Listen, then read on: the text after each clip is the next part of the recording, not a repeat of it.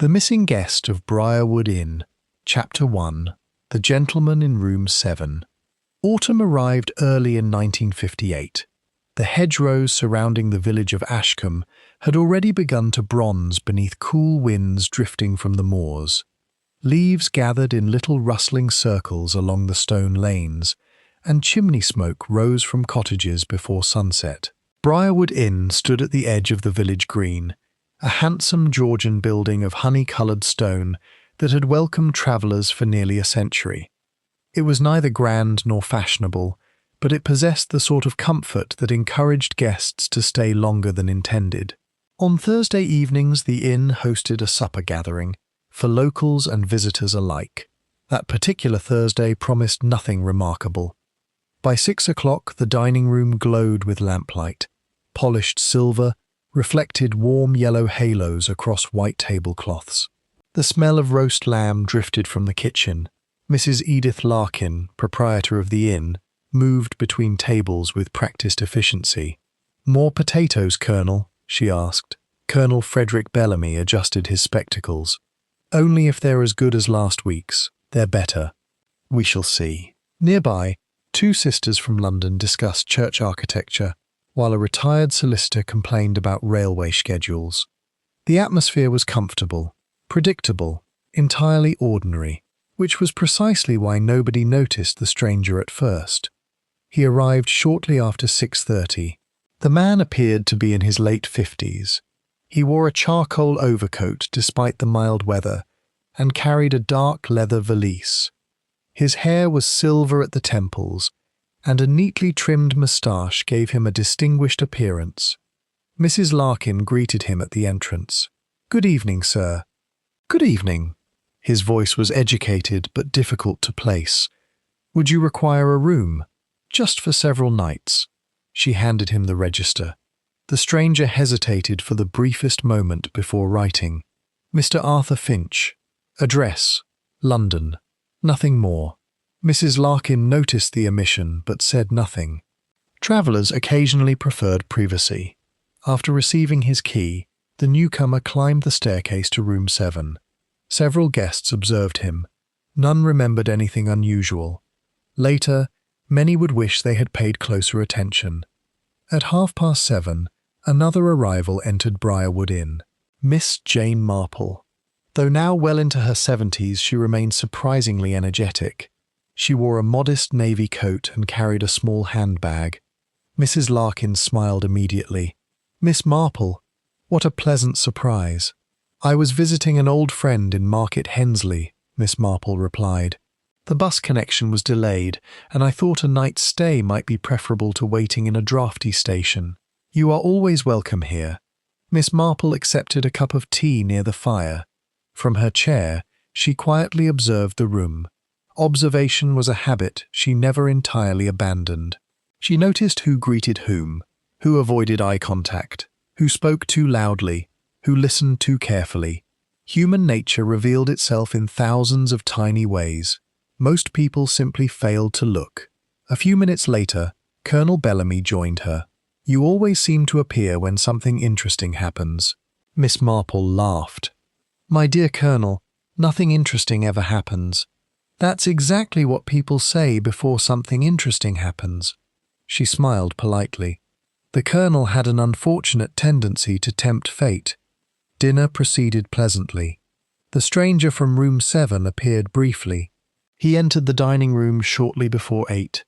Several heads turned, not because he was remarkable, but because he carried himself with unusual confidence. He selected a table near the window. Mrs. Larkin approached. "Would you care for the roast lamb, Mr. Finch?" The stranger seemed distracted. "I'm sorry? The lamb? Oh, yes, certainly." His gaze had been fixed upon someone else. Miss Marple noticed. So did nobody else. At a table near the fireplace sat Dr. Malcolm Reed, Ashcombe's physician. The stranger looked at him for nearly 3 seconds before lowering his eyes. An insignificant detail. At least, it appeared insignificant. Throughout the meal, Mr. Finch spoke to nobody, yet he seemed to be watching everyone. Several times he checked his pocket watch. Once he unfolded a piece of paper and read it. Then he burned the paper in the fireplace. That small action caught Miss Marple's attention. People rarely destroyed correspondence unless they considered it important. She filed the observation away. Nothing more, for the moment. After dinner, guests gathered in the lounge. A rainstorm began outside. Drops tapped gently against the windows. Mrs. Larkin served coffee. Conversations drifted lazily from politics to gardening. The stranger remained apart from the others. Eventually Dr. Reed approached him. First visit to Ashcombe. The question seemed harmless, yet Mr. Finch stiffened almost imperceptibly. Yes. I thought perhaps we'd met. No. The answer came too quickly. Dr. Reed smiled politely. My mistake. The doctor returned to his chair. The stranger watched him leave. Miss Marple's knitting needles paused briefly, then resumed. At 10 o'clock, most guests retired. The rain intensified. Wind rattled branches against the windows. Mrs. Larkin locked the front entrance. The inn settled into silence. Room by room, lamps extinguished. Doors closed. Footsteps faded. Only the grandfather clock in the hallway continued its steady ticking. Shortly before midnight, one person remained awake. The maid, Alice Morton. She was extinguishing lamps downstairs when she heard something unusual. A door closing. Not loudly. Carefully. She looked toward the staircase. Someone was descending. The figure wore a dark coat. The lighting was poor. Alice could not identify the person. The individual crossed the lobby and disappeared toward the rear entrance. Moments later, she heard the door open, then close again. The entire incident lasted less than 20 seconds. By morning, she would struggle to remember details. At the time, it seemed unimportant. Guests occasionally took evening walks, even in poor weather. The next day began quietly. Breakfast commenced at 8. Guests arrived gradually. Colonel Bellamy appeared first, then the London sisters, then Dr. Reed. By 8:30, only one guest was absent, Mr. Arthur Finch. Mrs. Larkin frowned. Perhaps he's sleeping late. By 9 o'clock she became concerned. The stranger had paid in advance. Travellers who intended leaving early usually informed her beforehand. At 9:30, she climbed the staircase. Room 7 stood closed. She knocked. No response. Again, nothing. Finally, she unlocked the door. The room was empty. The bed had not been slept in.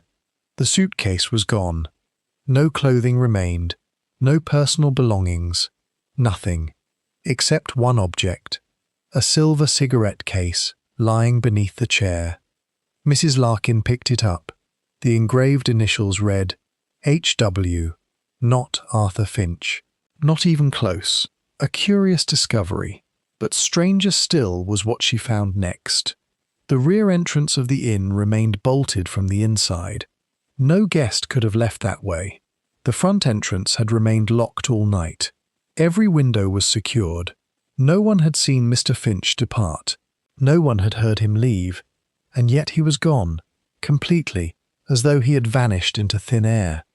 By noon, the entire village knew. Ashcombe thrived on gossip. A missing traveller represented the most exciting development in months. Theories appeared immediately. He left before dawn. He ran away from creditors. He was a government agent. He was having an affair. He never existed. By evening, speculation had become a village pastime. Only Miss Marple seemed uninterested in guessing.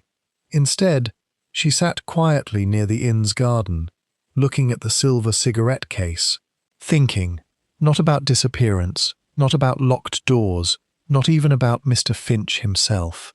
She was thinking about Dr. Malcolm Reed and the expression on the stranger's face when he first saw him, because it had reminded her of something, a look she had observed many years ago. A look worn by a man who unexpectedly recognized someone he believed he would never see again, and that, Miss Marple suspected, was where the mystery truly began. Chapter 2. Whispers over breakfast. By Saturday morning, Ashcombe had fully surrendered itself to the mystery. The disappearance of a traveller might not have caused such excitement in London, Manchester, or Birmingham. In a village like Ashcombe, however, even the misplacement of a church ledger could sustain conversation for weeks. The vanishing of a guest from Briarwood Inn was a matter of genuine fascination. The breakfast room buzzed with speculation. Mrs. Edith Larkin moved between tables carrying teapots while attempting, unsuccessfully, to discourage the more extravagant theories. "I am simply saying," declared Mrs. Violet Crenshaw, whose confidence frequently exceeded her accuracy, "that he was clearly a spy." "Why a spy?" asked Colonel Bellamy. "Because he looked like one." The Colonel sighed. "My dear lady, half the men in England look like spies if one judges by overcoats. Well, there was something secretive about him. There is something secretive about accountants, but we do not accuse them of international intrigue." Miss Marple stirred her tea quietly. The conversation flowed around her. Most people listened in order to speak. Miss Marple listened in order to understand. There was a difference.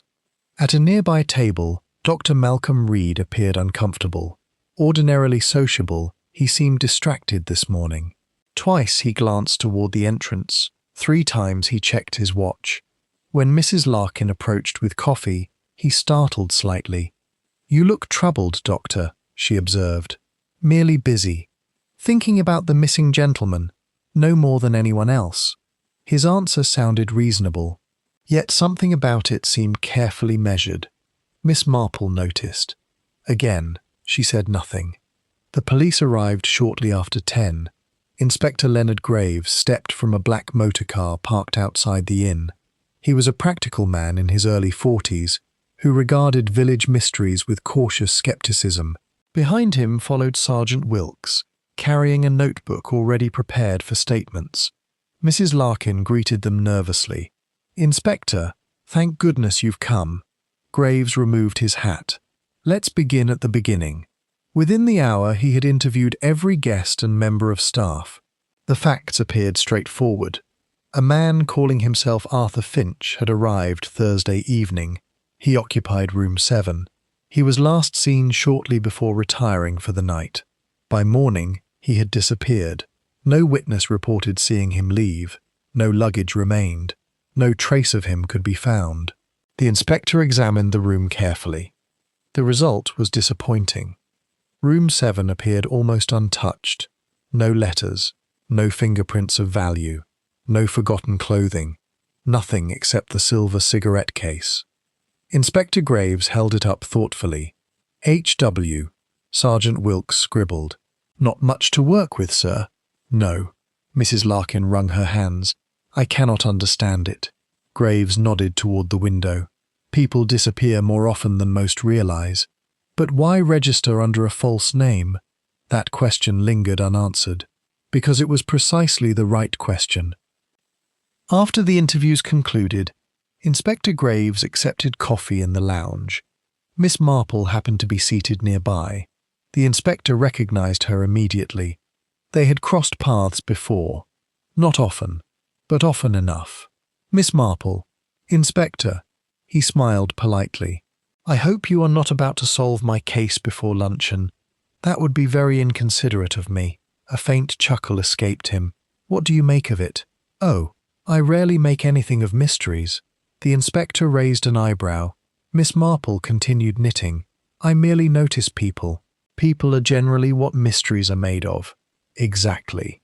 Inspector Graves leaned back. "What have you noticed?" Miss Marple appeared to consider. "Only something rather curious." "Which is?" "The missing gentleman seemed interested in Dr. Reed." The inspector frowned. "Interested how?" "He watched him. Perhaps he simply recognized him." "Perhaps." The inspector waited. Miss Marple offered nothing more.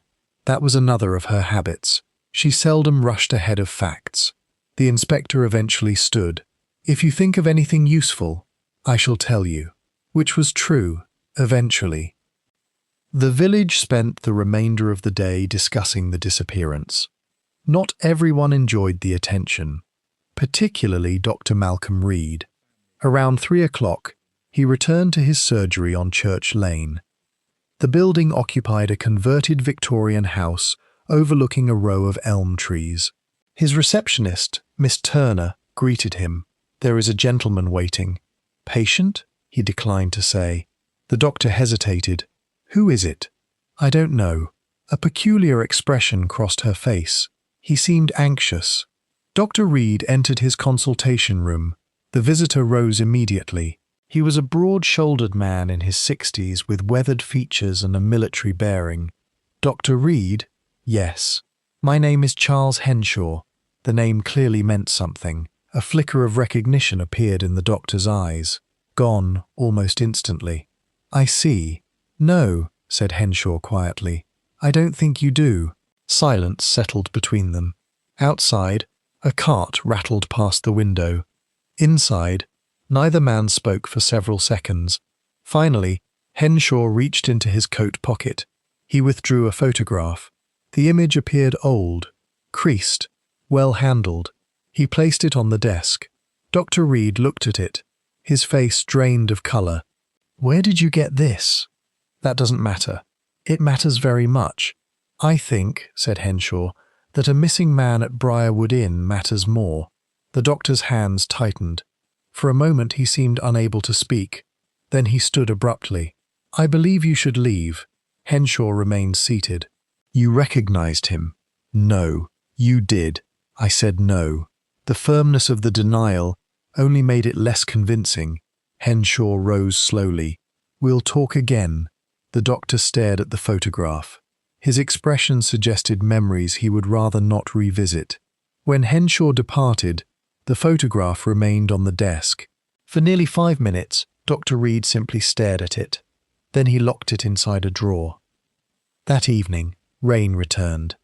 Ashcombe's narrow lanes glistened beneath gas lamps.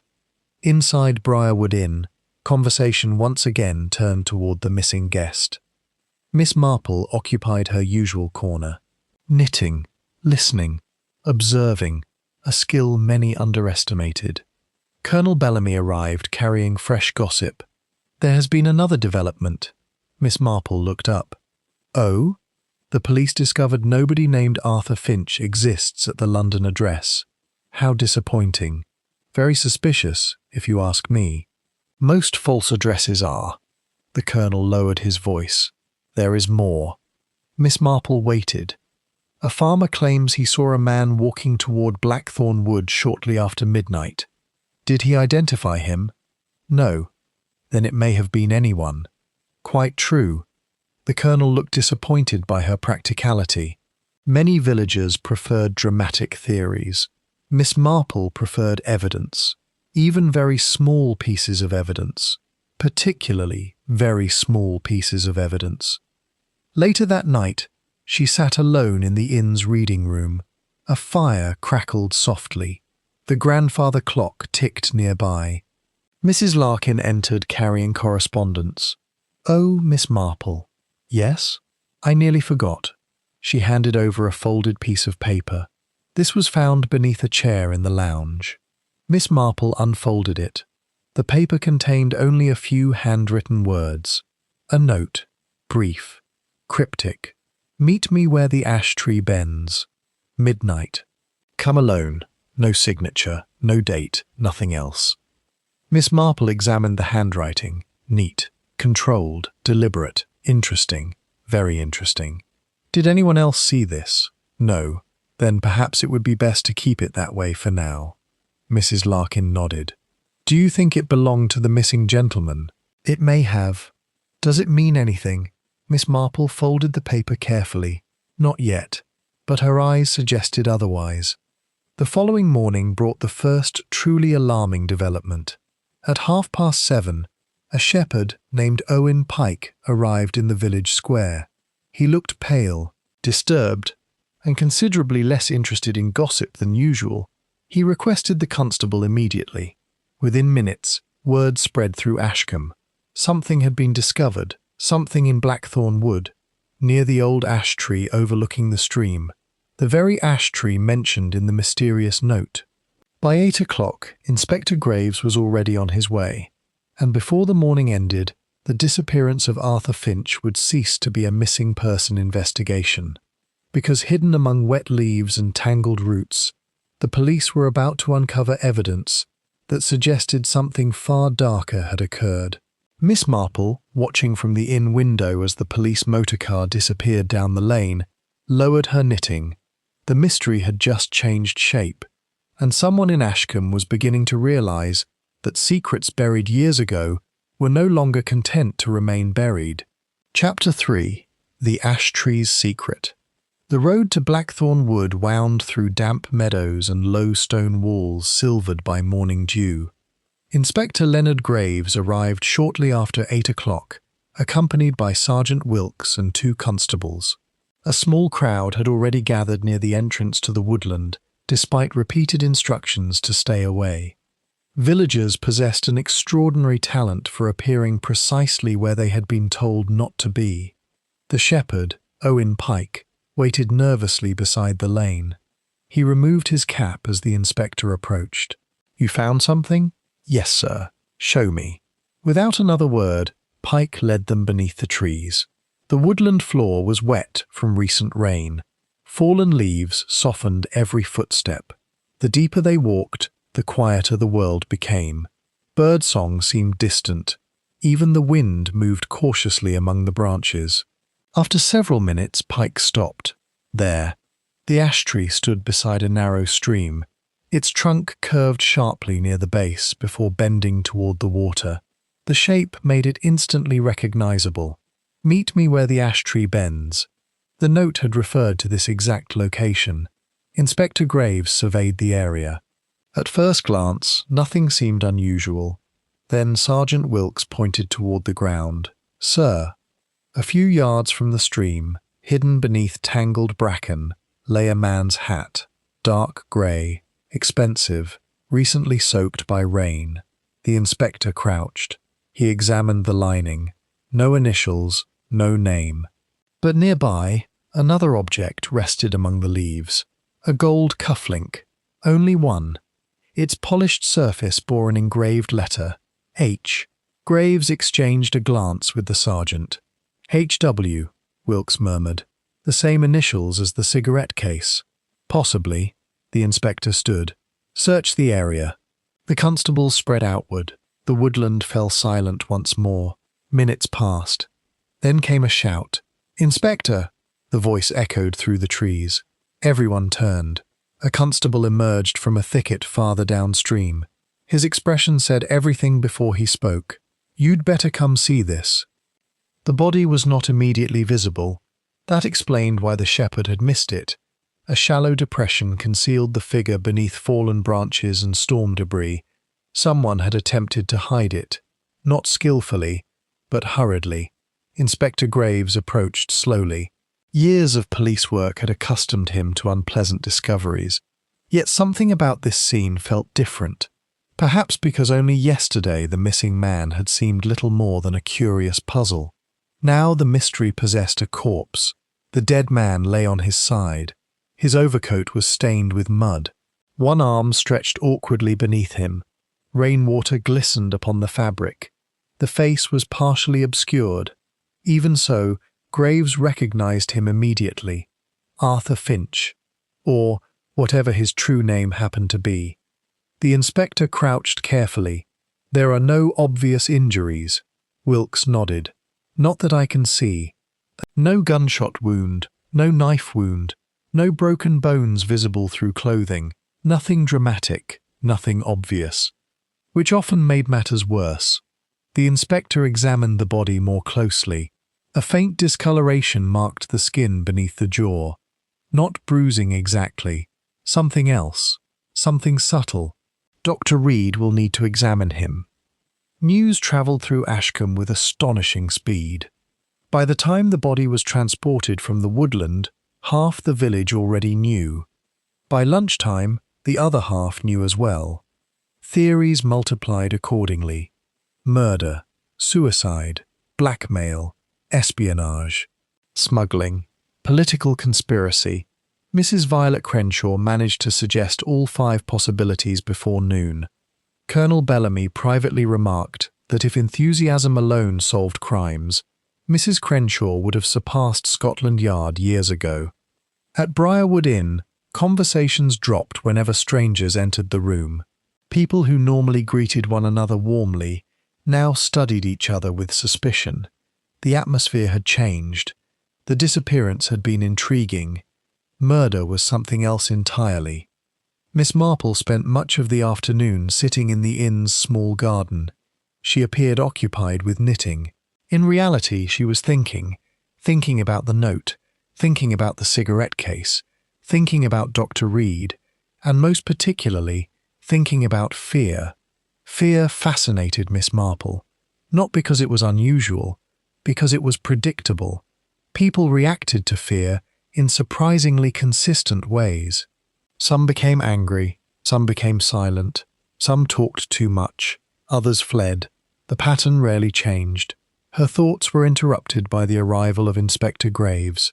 He removed his hat. Miss Marple, Inspector, I thought you might be interested. Interested is such a dangerous word. He smiled faintly. The dead man has been identified. Miss Marple looked up. Has he? Not officially, but we discovered something in his valise. And? The luggage had been hidden in an abandoned shed near the edge of the wood. Miss Marple lowered her knitting. Now she was genuinely attentive. What did it contain? Clothing, personal effects. Anything useful? The inspector hesitated. Several letters. And? Every one of them addressed to a man named Harold Whitmore. Miss Marple said nothing, yet the information clearly interested her. H.W., she murmured. The initials. Exactly. Inspector Graves sat opposite her. The question is, why Harold Whitmore chose to travel under a false name? Perhaps because someone knew Harold Whitmore.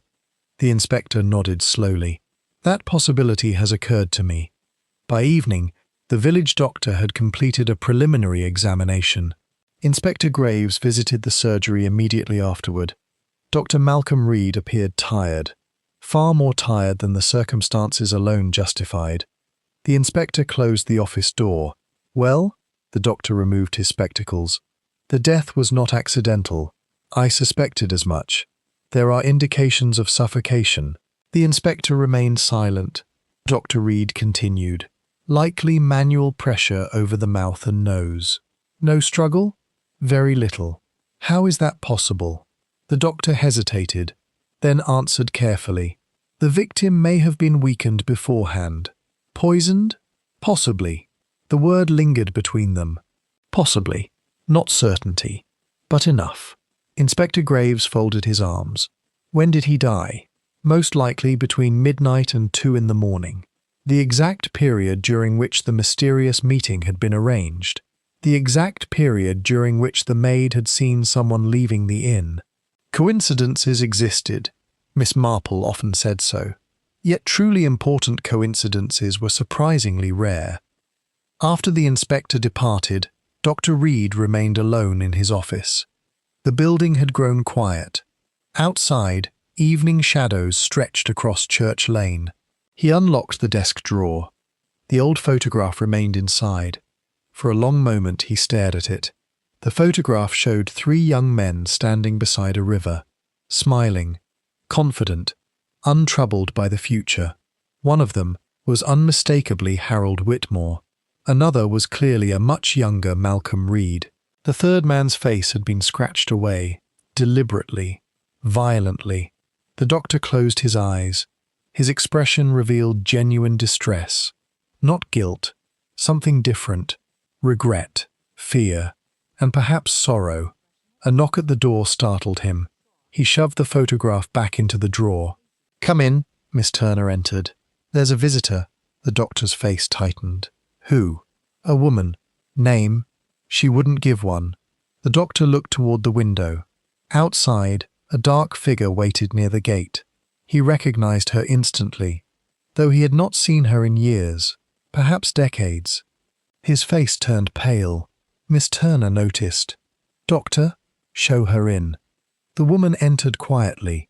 She was elegant despite her age. Her coat was expensive, her posture dignified. Yet anxiety lingered behind her composed expression. For several moments neither spoke. Finally she broke the silence. "Malcolm," the doctor swallowed. "Charlotte." The name hung heavily in the room. Not a name familiar to Ashcombe, not a name anyone in the village had mentioned, yet clearly a name from the past, a significant past. Charlotte stepped closer. "He's dead, isn't he?" The doctor looked away. "Yes." She closed her eyes briefly. No tears came, only exhaustion. "When did you learn he was coming?" "Thursday evening.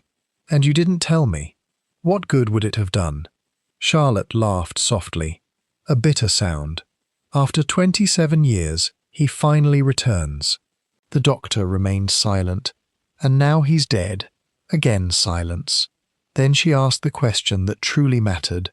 "Did you tell the police who he was?" "No. Why not?" The doctor looked directly at her. "Because if the truth comes out, it won't stop with Harold."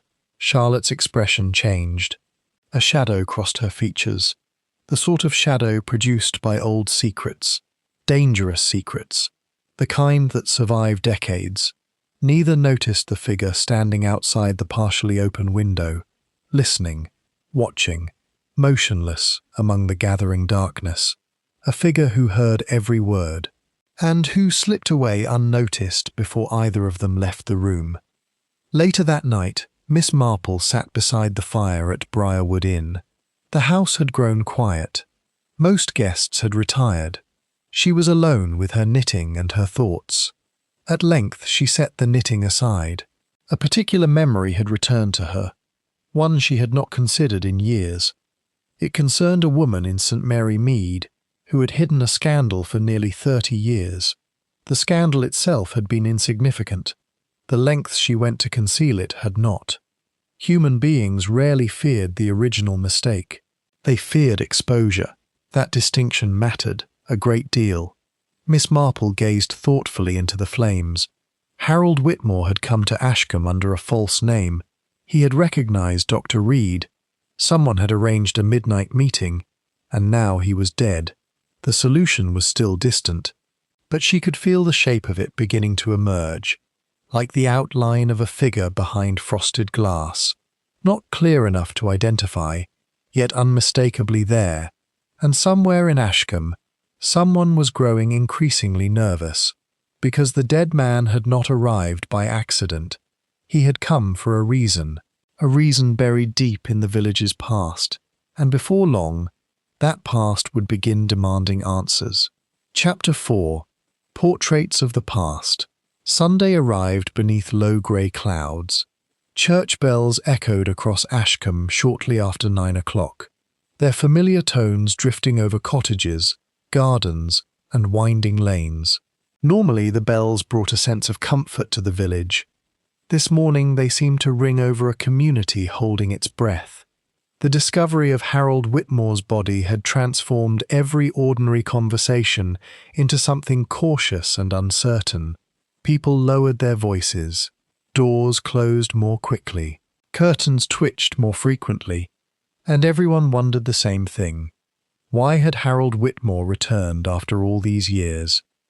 Miss Marple attended morning service, as she always preferred to do when staying in a village. Not merely for worship. Churches offered opportunities for observation. People revealed themselves in subtle ways before and after services. The guilty avoided certain conversations. The frightened sought reassurance. Those carrying secrets often spoke too much or not at all. As parishioners emerged into the churchyard afterward, Miss Marple noticed several interesting things. Dr. Malcolm Reed departed almost immediately. He avoided lingering conversations. More significantly, Charlotte, the elegant visitor from the previous evening, stood alone near a yew tree. Several villagers glanced toward her curiously. Nobody approached. She was clearly an outsider, and outsiders attracted attention in Ashcombe, particularly during murder investigations. Miss Marple waited until the crowd thinned. Then she approached. "Good morning." Charlotte turned. For a brief moment she appeared guarded. Then she relaxed. "Good morning. Miss Marple, you know who I am?" Charlotte smiled faintly. "I have heard of you. That is sometimes unfortunate. A reluctant laugh escaped the woman. Miss Marple studied her quietly. Charlotte appeared perhaps 60 years old, elegant despite obvious fatigue.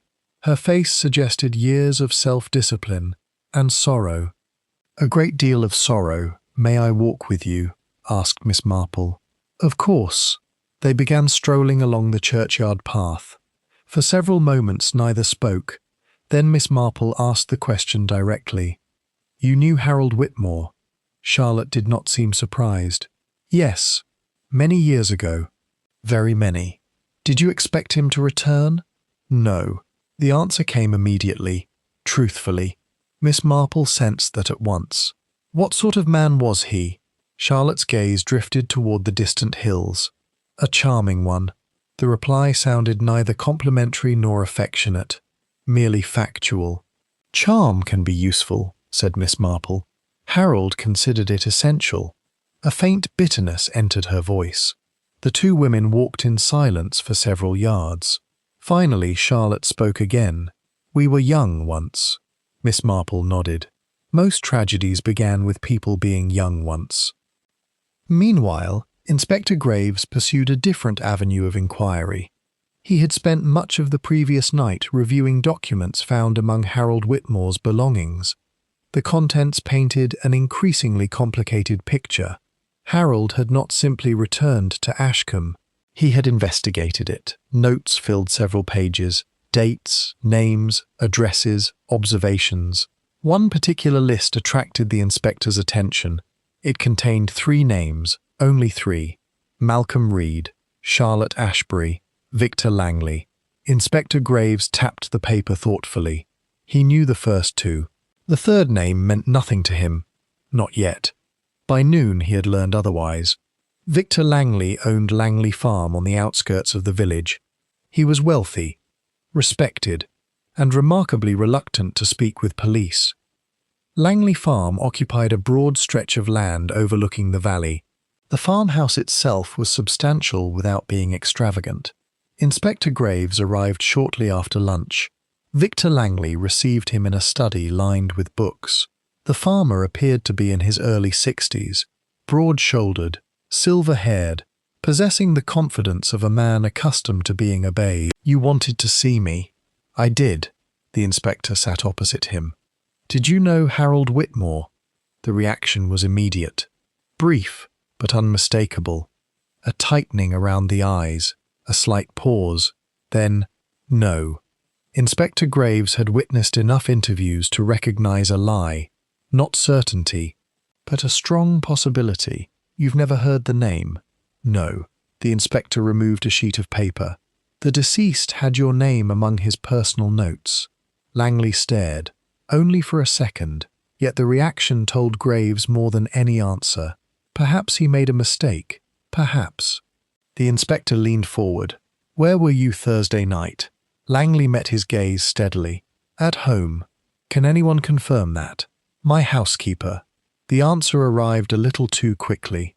The inspector noted it carefully. When the interview concluded, he left with more questions than answers, which, unfortunately, was becoming a pattern. That afternoon, Miss Marple paid a visit to Ashcombe's small lending library. The building occupied a converted Victorian hall. Its librarian, Mrs. Peters, possessed the sort of memory that made written records almost unnecessary. If something had happened in Ashcombe during the previous 50 years, she probably remembered it. Miss Marple selected several local history volumes before casually steering the conversation elsewhere. "I wonder," she said, "whether the village has changed much." Mrs. Peters smiled. "Oh, tremendously." "New families arriving?"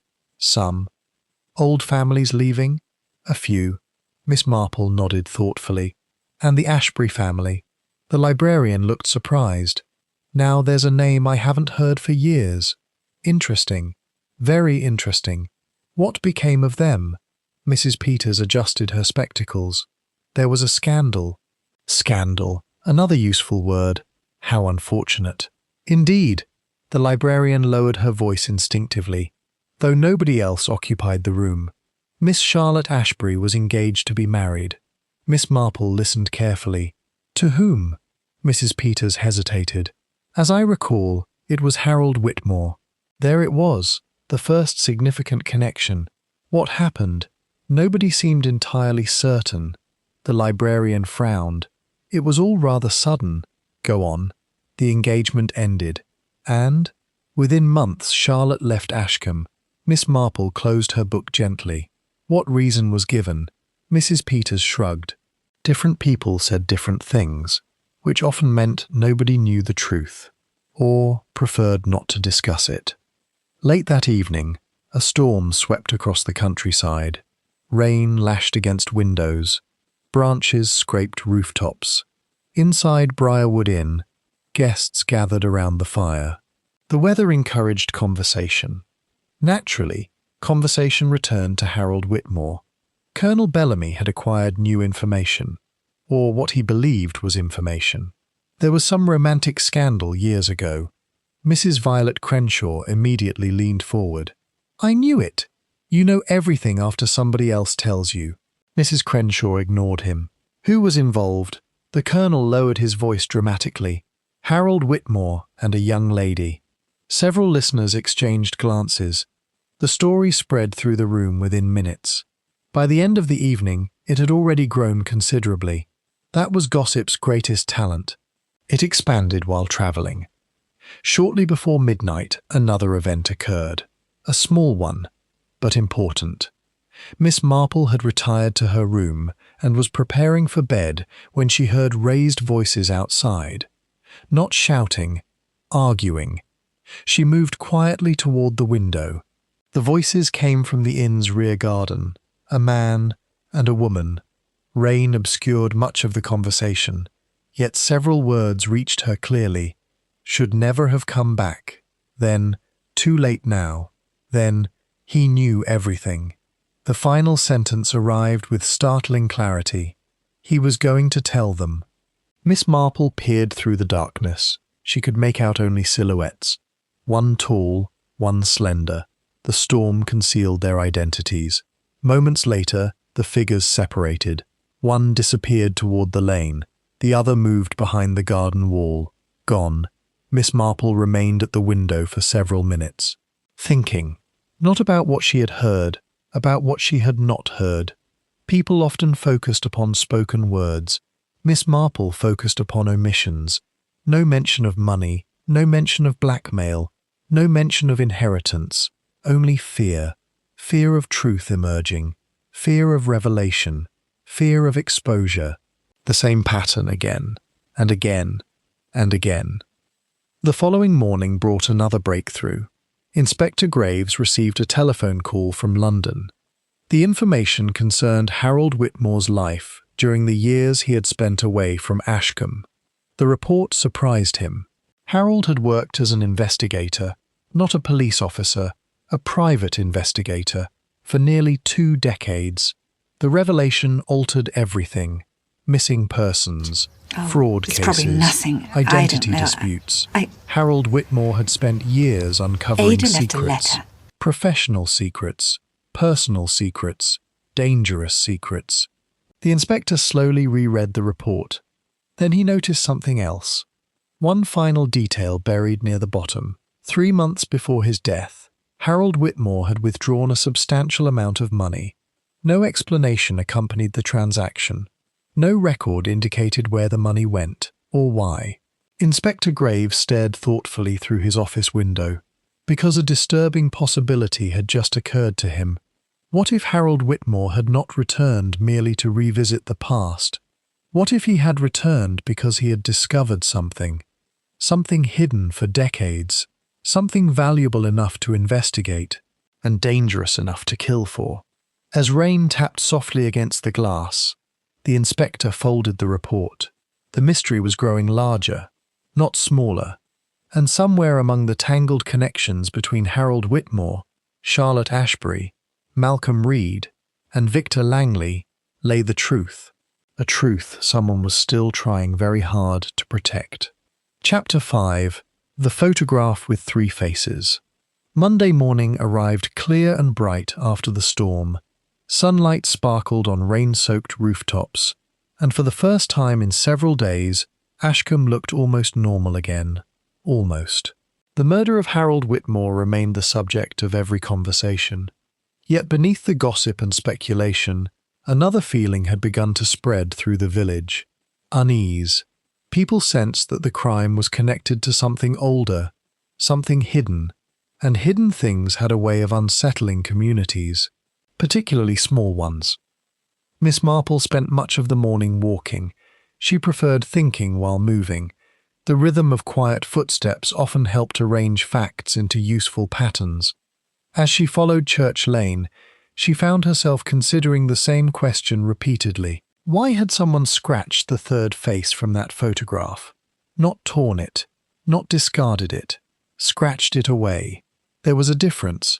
Destroying an entire photograph suggested anger. Destroying one face suggested something more personal: hatred, fear, resentment, or guilt.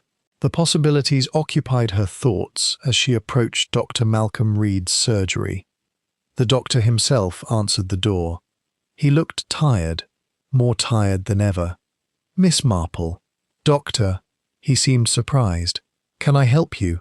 I wonder if I might impose upon you for a few moments." Doctors learned quickly that elderly ladies rarely requested brief conversations unless they intended the opposite. Nevertheless, he stepped aside. Of course. The consultation room felt unusually tense. Sunlight streamed through the window. A kettle simmered quietly on a side table. Everything appeared ordinary, yet Dr. Reed seemed perpetually on edge. Miss Marple accepted tea. Then she began gently. "You knew Harold Whitmore long ago." The doctor stared into his cup. "Yes. Since your youth. Yes." "Would it be terribly rude if I asked how?" For several seconds he considered refusing. Instead, he sighed. "We grew up together." Miss Marple waited. Harold, Victor Langley and I. There it was, the trio, the photograph, the three young men beside the river. We were close friends. Were? The doctor's expression darkened. "Life changes friendships." Miss Marple nodded. "It certainly did." "Charlotte Ashbury knew all three of you." Again a pause. "Yes." "And she became engaged to Harold." "Yes." The answer sounded painful. Miss Marple watched him carefully, noticing, always noticing. "You loved her yourself." The doctor froze. Silence filled the room. At length he smiled sadly. "Was it that obvious?" "To some people. Apparently." For the first time, genuine warmth entered his expression. Not happiness. Memory. A different thing entirely. "I was very young. We all were once. Charlotte chose Harold." Miss Marple nodded. The statement contained no bitterness, only acceptance, which interested her, because men who carried old resentment rarely spoke that way. After leaving the surgery, Miss Marple walked toward the village green. There she encountered Mrs. Agnes Fletcher, a woman in her 70s with remarkable hearing and even more remarkable knowledge of local history. If something had happened in Ashcombe within the last half-century, Mrs. Fletcher usually knew about it, and if she did not know it, she probably knew someone who did. After a brief exchange of pleasantries, Miss Marple guided the conversation toward events from many years earlier. "Do you remember the summer of 1931? Mrs. Fletcher laughed. "My dear, I remember summers much earlier than that." "Then perhaps you remember Harold Whitmore." The laughter vanished. "Oh, interesting. A strong reaction." Miss Marple waited. "He caused quite a stir." "In what way?" Mrs. Fletcher lowered her voice instinctively. "He disappeared." Miss Marple blinked. "Disappeared?" "Only for a few days. Now that was unexpected." "What happened?" "No one ever knew." Mrs. Fletcher frowned thoughtfully. "He vanished after some quarrel." "With whom?" "Victor Langley, I believe." Another piece sliding quietly into place. "Did they reconcile?" "So everyone said." Everyone said. Not exactly evidence, but useful, very useful. That afternoon, Inspector Graves made progress of his own. A response arrived from London regarding Harold Whitmore's professional records. The private investigator had maintained extensive files. Most concerned ordinary matters, missing heirs, financial disputes, background investigations. Yet one file stood apart. The file had disappeared, removed, recently.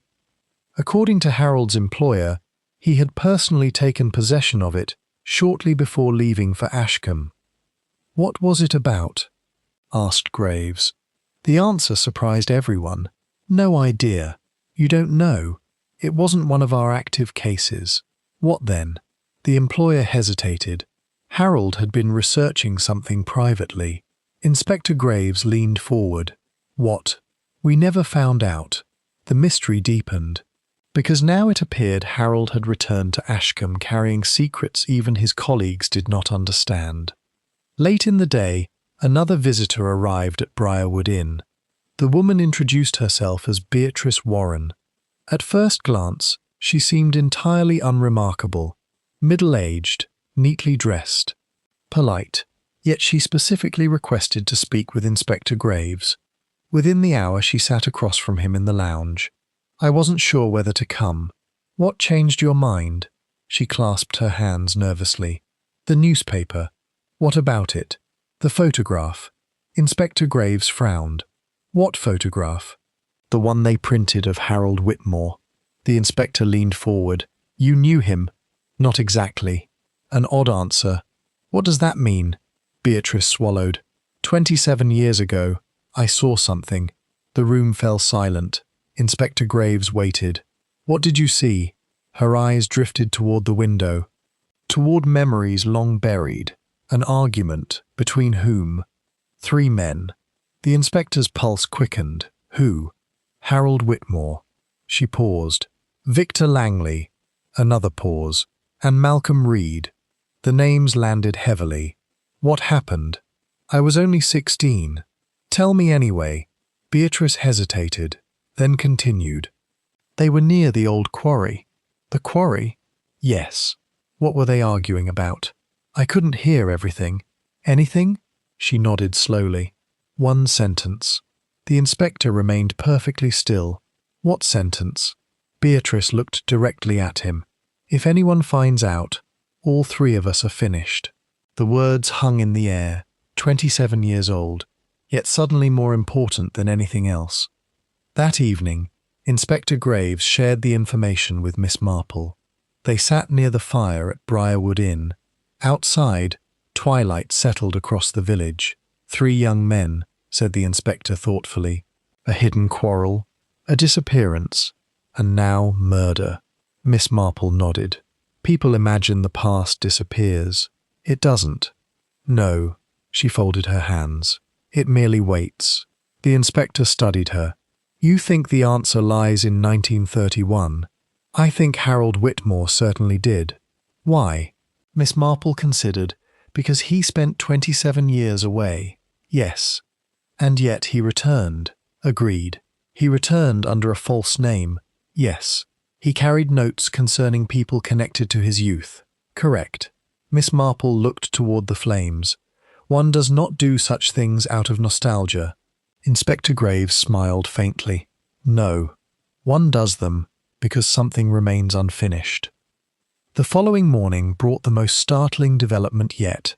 A labourer, working near the abandoned quarry, discovered a rusted metal box hidden beneath loose stones. The box appeared old, very old. Weathered by decades, the police arrived immediately. Inspector Graves personally supervised its opening.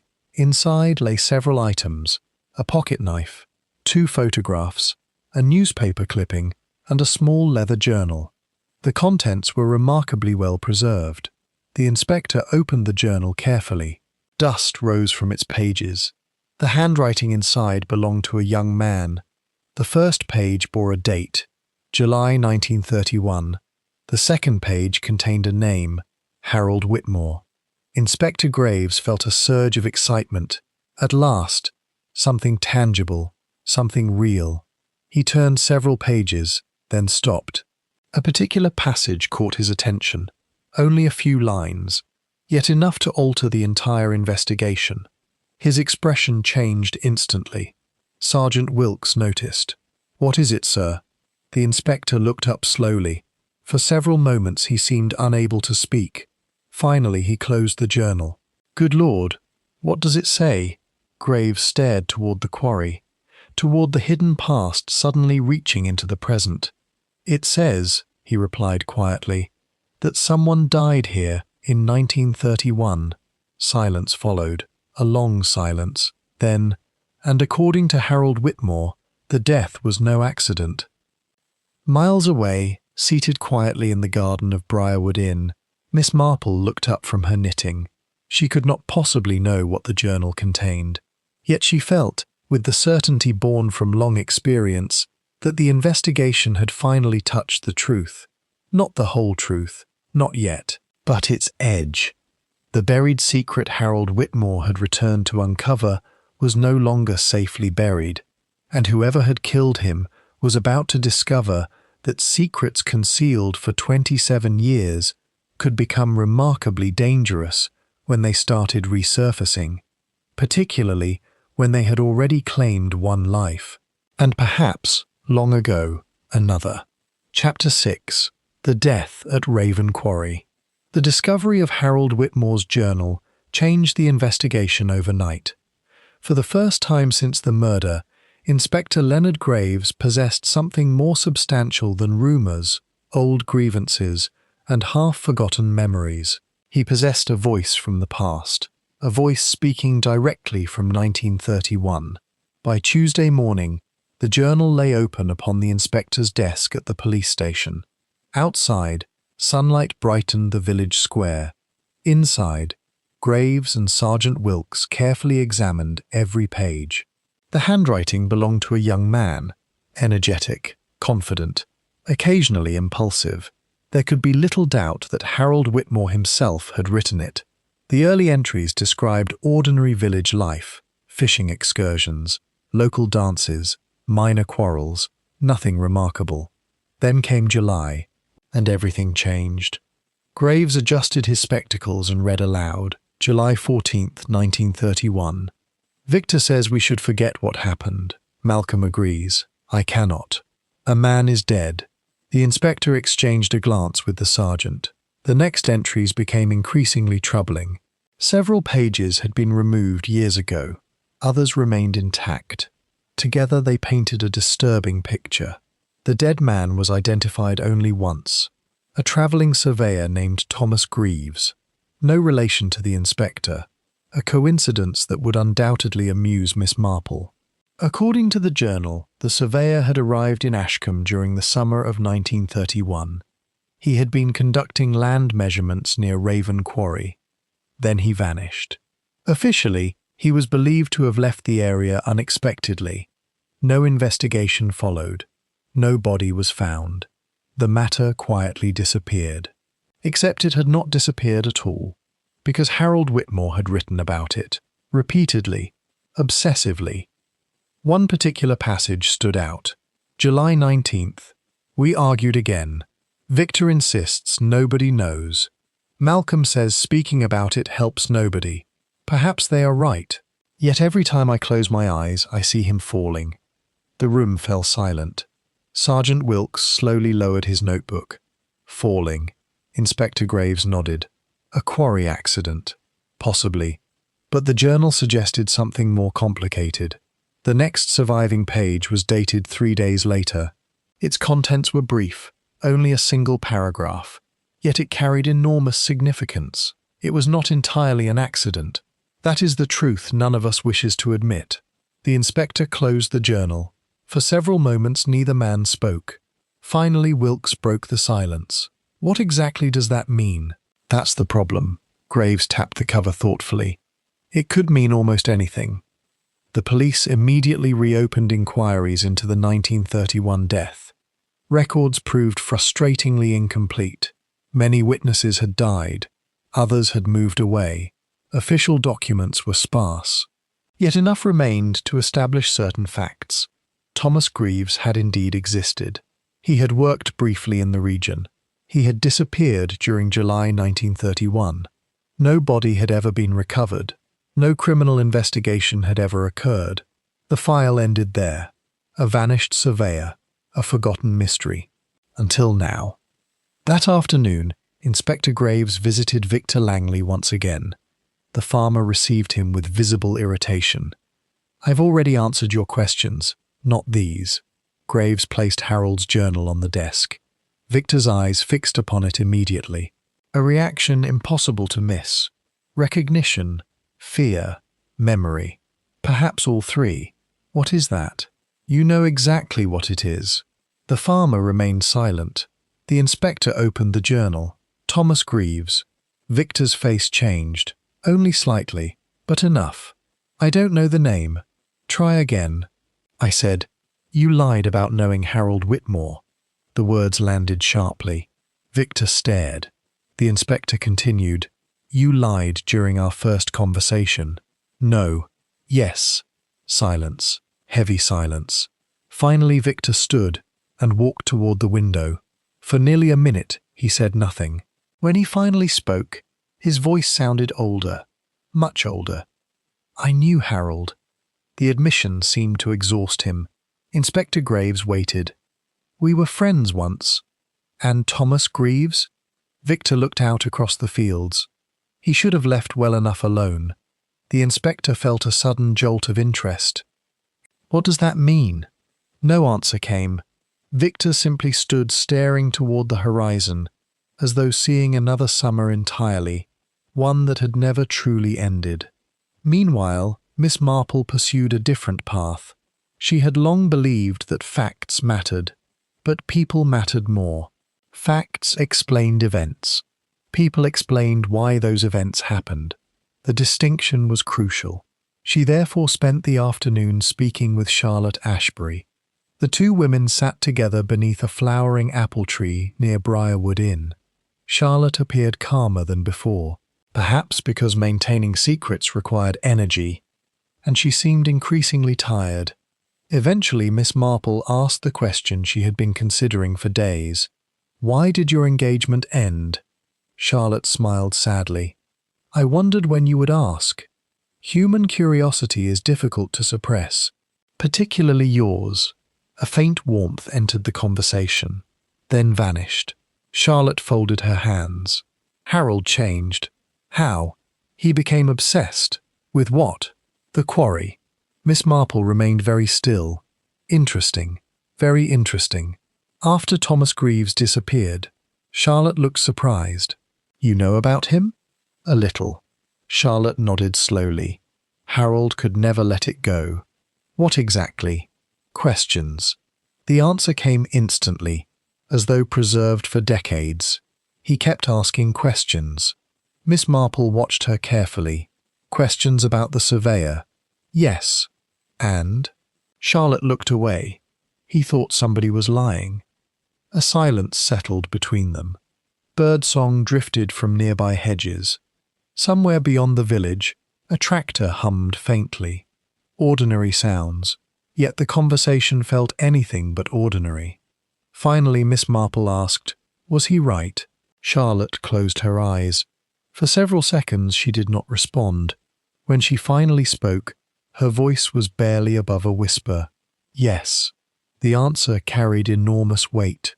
Not because of what it revealed, because of what it implied. Someone had lied in 1931. Someone had continued lying ever since. And Harold Whitmore had spent 27 years trying to uncover the truth. That evening, another piece of the puzzle emerged unexpectedly. Beatrice Warren returned. The former witness appeared nervous, more nervous than before. Inspector Graves met her immediately. "You remembered something?" She nodded. "After I left the inn, I couldn't stop thinking." "What about?" "The argument. The one at the quarry." "Yes." She hesitated, then continued. "There was someone else." The inspector leaned forward. "What do you mean?" "I thought there were only 3 men. Harold, Malcolm, and Victor." "Yes," she swallowed. "But there was a 4th person." The room became perfectly still. "A 4th person. I only saw them briefly." "Who?" "I don't know. Man or woman?" Another pause. Then, A woman. Inspector Graves stared. A woman. The possibility altered everything.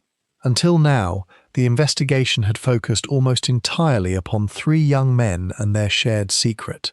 Now another figure emerged from the shadows. Unknown, unidentified, potentially crucial. What did she look like? Beatrice frowned. It happened very quickly. Anything at all. Dark hair, age, young. The witness closed her eyes, searching memory. The men seemed frightened of her. That statement struck the inspector immediately. Not angry, not annoyed, frightened. A subtle but important distinction. Why? I don't know. Did you hear her speak? Only once. What did she say? Beatrice looked directly at him.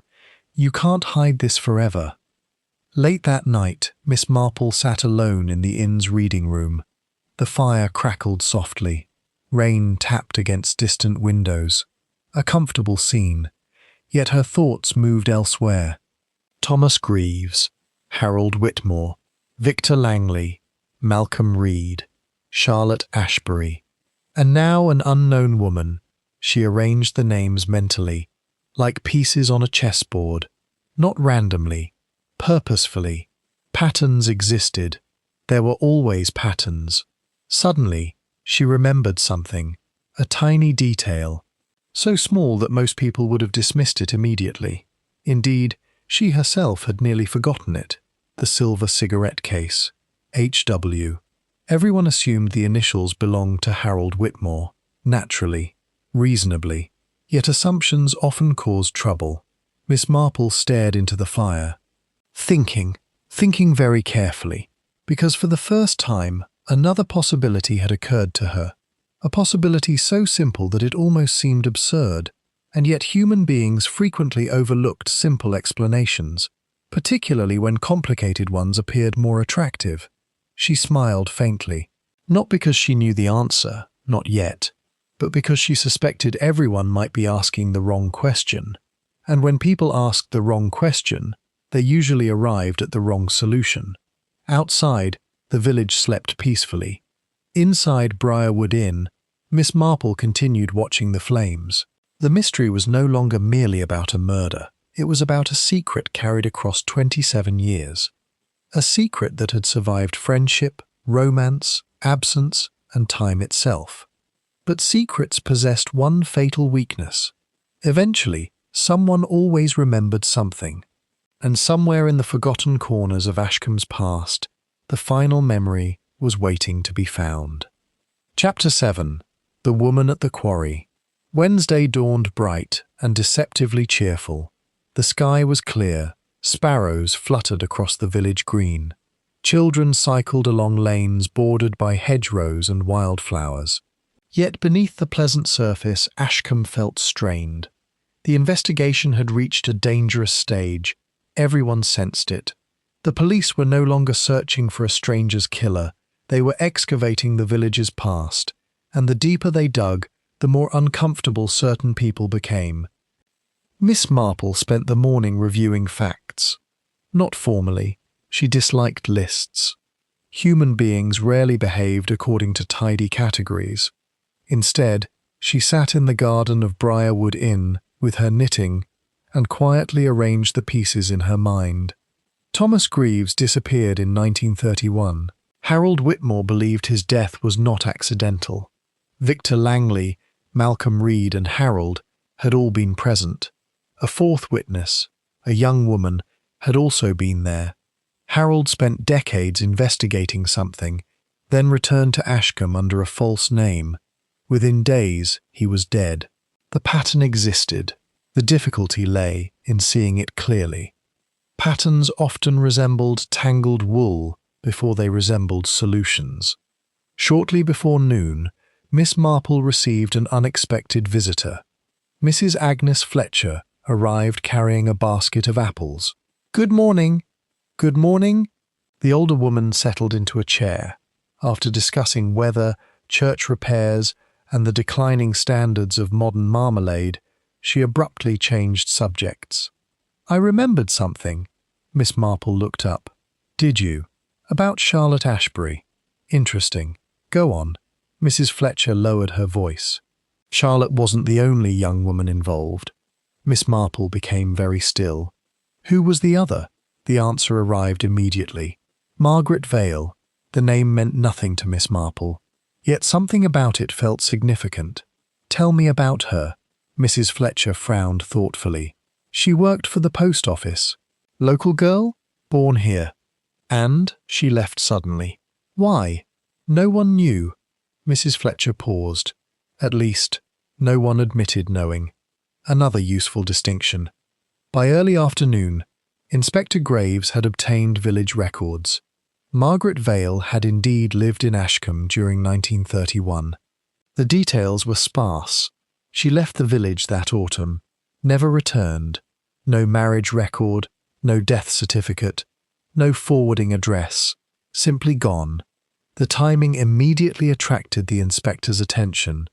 Thomas Greaves vanished in July. Margaret Vale disappeared only weeks later. Coincidence? Perhaps. But investigators learned to treat coincidences cautiously. The inspector visited Miss Marple shortly afterward. They met beneath a chestnut tree behind the inn. Margaret Vale. Miss Marple nodded. An interesting development. I've been unable to trace her. That is often interesting as well. Graves smiled faintly. You have a remarkable talent for making everything sound suspicious. Everything usually is. The inspector laughed, then grew serious. Do you think she was the woman at the quarry? Possibly. You sound uncertain. I am. Miss Marple folded her knitting. The difficulty is that everyone assumes the quarry is the central event. It isn't? Perhaps. The inspector frowned. What do you mean? Miss Marple considered. The death of Thomas Greaves matters. Obviously. Yet Harold Whitmore did not return immediately. No. He waited 27 years. That's true, she nodded. Which suggests something changed recently. The inspector stared. The thought had occurred to him before, yet hearing it expressed aloud gave it greater force. Harold had not spent 27 years preparing to solve an old mystery. Something had happened, something recent, something important enough to bring him back. That evening, another breakthrough arrived unexpectedly. A letter. It had been delivered anonymously to the police station. No return address, no signature, only a single folded sheet. Inspector Graves opened it carefully. The message consisted of one sentence. Ask Malcolm Reed what happened by the river 3 days after the quarry accident. Nothing more, no explanation, no indication of who had written it. Yet the note immediately captured his attention, because Harold's journal mentioned both a quarry and a river, and because anonymous letters usually originated from one of two sources, fear or guilt. The inspector drove directly to Dr. Reed's surgery. The doctor appeared exhausted. The strain of recent days showed clearly upon his face. When Graves mentioned the anonymous letter, Reed went pale. Not dramatically, but noticeably. The reaction was unmistakable. You know what I'm talking about. No. Doctor, I don't. Then why did you react that way? Silence. The doctor removed his spectacles. His hands trembled slightly. Finally he sat down. For a long moment he stared at the desk. Then he spoke. Because I hoped nobody would remember. The inspector remained silent, encouraging, waiting. The doctor continued. 3 days after Thomas Greaves disappeared, Harold found something. What? A satchel. The answer came quietly. A leather satchel hidden near the river. Inspector Graves felt a sudden surge of interest. What was inside? Documents. What kind? Survey records. The inspector leaned forward. Related to Greaves? Yes. And? The doctor closed his eyes briefly. There was also a map. The room seemed suddenly smaller. A map of what? The doctor's voice dropped almost to a whisper. Land ownership. Inspector Graves frowned. I don't understand. Neither did we. You, Harold, and Victor? Yes. The doctor rubbed his forehead. At least not at first. Explain. Reed hesitated, then answered. The surveyor had discovered a problem. What sort of problem? The land surrounding Raven Quarry did not legally belong to the man claiming ownership. The inspector blinked. Unexpected. Very unexpected. Who claimed ownership? Dr. Reed looked away. Victor's father. Silence followed. A long silence. The implications emerged gradually. Fraud, false ownership, property disputes, motive. At last, something concrete. Yet events were already moving elsewhere. That same evening, Beatrice Warren left her cottage shortly before dusk. She intended to visit a neighbour. The journey normally required 10 minutes. She never arrived, at least not on time. Around 7 o'clock, villagers discovered her unconscious beside a narrow footpath near Blackthorn Wood. Fortunately, she was alive, but only just. The local doctor determined that she had been struck from behind, not severely, yet deliberately. Someone had attacked her. News spread through Ashcombe with astonishing speed. By the time Inspector Graves reached the scene, villagers had already gathered. Fear had replaced curiosity. This was no longer merely a murder investigation. Someone was actively attempting to silence people. The inspector examined the area carefully. The attacker had left little evidence, only disturbed grass, several footprints blurred by recent activity, and one curious object, a torn scrap of paper, small, almost overlooked. The fragment contained only 3 handwritten words. She saw everything. Inspector Graves stared at it. A witness attacked. A note referring to seeing everything. The connection seemed obvious, perhaps too obvious, which troubled him, because obvious explanations often concealed better ones.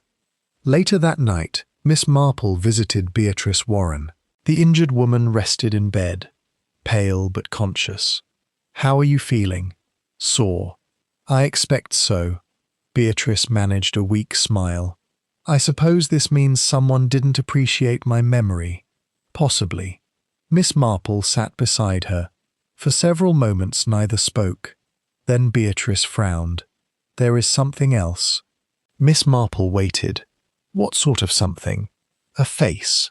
The woman closed her eyes, trying to recover the image. "The person at the quarry." "The woman?" "Yes." Miss Marple leaned forward slightly. "You remember her?" "Partly." "What do you remember?" Beatrice opened her eyes. "Not her face." A pause. "Her necklace." Miss Marple remained perfectly still. "A necklace?" "A silver locket." The witness nodded slowly. It had a blue stone in the centre. Miss Marple felt an immediate stir of recognition. Not certainty, not yet, but recognition, because she had seen such a locket recently. Very recently, and only one woman connected to the investigation possessed it. Charlotte Ashbury. The realization followed her all the way back to Briarwood Inn. The village slept beneath moonlight. Windows glowed softly behind drawn curtains. Yet Miss Marple's thoughts raced. Charlotte at the quarry. Charlotte present during the disappearance of Thomas Greaves. Charlotte connected to Harold Whitmore. Charlotte suddenly returning to Ashcombe after decades away. The pieces appeared to fit, too neatly. That was the difficulty. Solutions that arrived too easily often proved incorrect. Still, the connection could not be ignored. When she finally reached the inn, she entered the lounge and paused. Someone sat alone beside the dying fire. Charlotte. The silver locket rested visibly against her coat. The blue stone caught the light, exactly as Beatrice had described. Charlotte looked up. Their eyes met. For the briefest moment, something flickered across Charlotte's face. Not guilt, not surprise, recognition, as though she understood precisely what Miss Marple had just discovered. Neither woman spoke. No words were necessary. The silence itself carried meaning. And as Miss Marple slowly climbed the stairs to her room, she became increasingly certain of one thing. Charlotte Ashbury had not told the whole truth, not even close. But whether she was protecting herself, or protecting someone else, remained the most important question in Ashcombe. And the answer, Miss Marple suspected, would bring the investigation much closer to a killer. Chapter 8. The Blue Stone Locket. Miss Marple slept very little that night. Not because she was troubled, on the contrary. A mystery often became easier to understand once one stopped chasing answers and began examining assumptions. The silver locket had certainly connected Charlotte Ashbury to the events of 1931, yet Miss Marple remained unconvinced that the discovery meant what everyone would inevitably assume it meant. Evidence could be dangerous, particularly when it appeared too convenient, too direct, too obvious. Human beings often mistook proximity for guilt.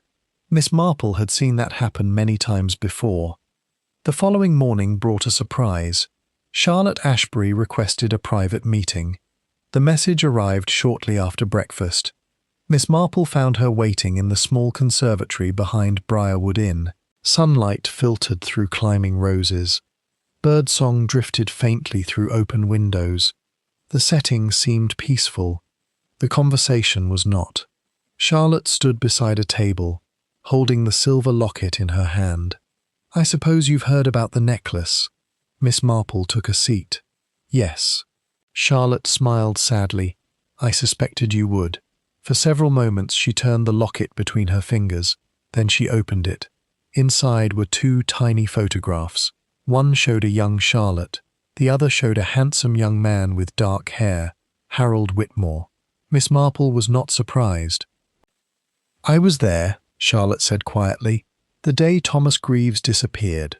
Miss Marple remained silent, allowing the confession to unfold naturally.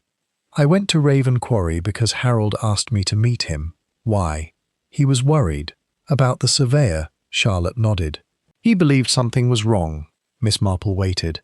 Outside, a blackbird landed briefly on a stone wall before flying away again. Finally, Charlotte continued. "We found Thomas Greaves arguing with Victor's father." The statement hung heavily between them. At last, a direct connection. What were they arguing about? The land. Exactly as Dr. Reed had suggested. Charlotte stared into the distance. The surveyor had discovered that several boundary records had been altered years earlier. Altered deliberately. Yes, by Victor's father. A long pause. Harold believed so. Miss Marple noted the phrasing carefully. Not I believed, Harold believed. An important distinction. Charlotte clasped her hands. The argument became heated. What happened then? I don't know. The answer arrived instantly. Too instantly. Miss Marple noticed. Charlotte continued. I left before anything happened. You left? Yes. Alone? Another pause. Yes. Miss Marple nodded politely, but inwardly she remained unconvinced. Not because Charlotte was necessarily lying, because she was choosing her words too carefully. People rarely selected language so precisely when speaking about harmless memories. Later that afternoon, Inspector Graves received an unexpected visitor. Victor Langley walked into the police station without an appointment, without explanation, and without his usual confidence. The farmer appeared exhausted, older, as though the previous week had aged him considerably. I need to make a statement. Graves looked up immediately. About Harold Whitmore? About everything. The inspector closed his notebook. Sit down. Victor obeyed. For several moments he stared at his hands. Then he spoke. The death at Raven Quarry wasn't an accident. Silence filled the room. The confession everyone had been expecting had finally arrived. Yet something about it felt wrong. Too sudden, too neat, too convenient. Still, Graves listened carefully. What happened? Victor swallowed. My father confronted Thomas Greaves. Why? Because of the land records. The story matched Charlotte's account, at least initially. My father feared exposure. And? The argument turned violent. Victor closed his eyes briefly. When Thomas tried to leave, he fell. Into the quarry. Yes. The inspector remained silent. Victor continued. He died instantly. Another pause. We panicked. We, my father, Harold, Malcolm, Me. The names landed heavily. You hid the death. Yes. Why? Victor laughed bitterly. Because we were cowards. For nearly an hour he answered questions. The account seemed plausible, detailed, consistent. Eventually Graves asked the most important question. What does this have to do with Harold's murder? Victor's face tightened. I killed him. The inspector stared. The admission arrived so abruptly that for several seconds he said nothing. You killed Harold Whitmore. Yes. How? Victor looked away. I met him in the woods. The night he died? Yes. We argued. And then, Victor's voice dropped. I suffocated him. Silence. Absolute silence. The confession appeared complete, comprehensive, convincing, yet Inspector Graves felt oddly dissatisfied, a sensation he had learned to trust, because something was missing, something important. By evening, news of the confession had spread throughout Ashcombe. The reaction was immediate. Shock, relief, disbelief. Everyone experienced some combination of the three. Mrs. Violet Crenshaw declared the mystery solved. Colonel Bellamy disagreed, purely on principle. Dr. Reed seemed devastated. Charlotte withdrew entirely from public view, and Miss Marple became more thoughtful than ever, which, in itself, was remarkable. That night, Inspector Graves visited Briarwood Inn. He found Miss Marple in the lounge, knitting quietly beside the fire. Victor confessed. So I heard. You don't seem surprised. I rarely am. The inspector sat opposite her. You think he's lying? It was not a question. Miss Marple smiled faintly. No. Graves blinked. No? I think he is telling the truth. Now the inspector looked genuinely confused. Then the case is finished. No.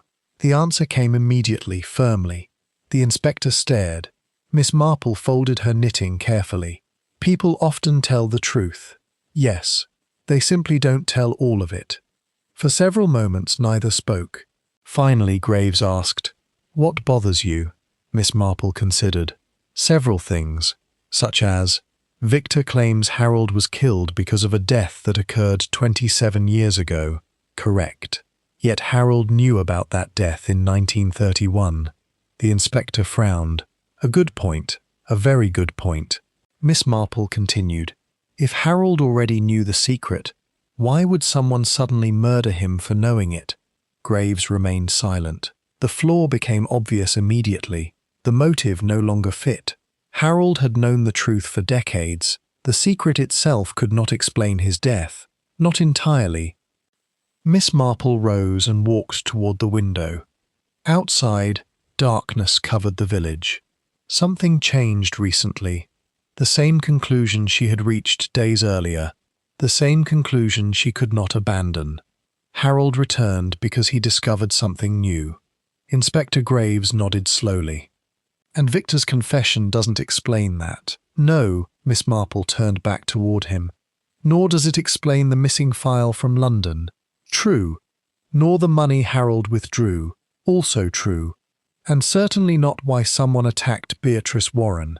The inspector rubbed his forehead. The confession had solved one problem, only to create several others. Shortly after midnight, another development occurred, a dramatic one. A constable arrived at the police station carrying an envelope. It had been delivered anonymously, again. Inside was a single folded document. Inspector Graves opened it, then froze. The paper contained a copy of an old legal record, dated August 1931.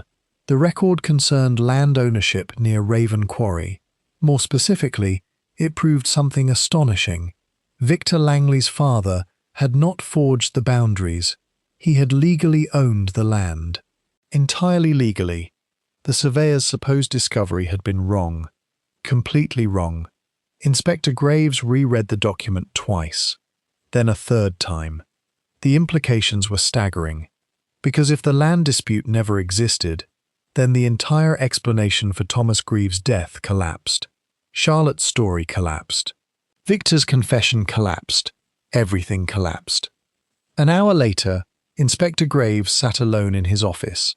The old document lay open before him. Rain tapped softly against the windows.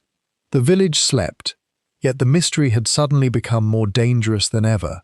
Someone had lied, not recently, for decades, about the very foundation of the case, and if the land records were irrelevant, then Thomas Greaves must have discovered something else entirely, something far more important, something worth concealing for 27 years. The inspector slowly folded the document. His expression darkened, because one realization had become unavoidable. Victor Langley's confession was not the end of the mystery. It was merely another layer, another shield, another attempt to protect the truth. And somewhere behind that shield lay the real reason Harold Whitmore returned to Ashcombe, the real reason Thomas Greaves died, and the real reason someone had been willing to kill again. Far away at Briarwood Inn, Miss Marple extinguished her bedside lamp. Before doing so, she glanced once more at a small note she had written earlier. It contained only 4 words, a simple question, yet perhaps the most important question of all. Who benefited from silence? Miss Marple smiled faintly. For the first time, she believed she was very close to the answer, and very close to the killer. Chapter 9. Who benefited from silence? Thursday morning arrived beneath a veil of mist. The village appeared softened by it. Stone cottages emerged gradually from the grey haze. Garden gates appeared and vanished. Church bells sounded distant and strangely muted. Ashcombe looked like a place attempting to hide itself. Miss Marple found the comparison appropriate. For nearly 3 decades, someone in the village had been doing precisely that.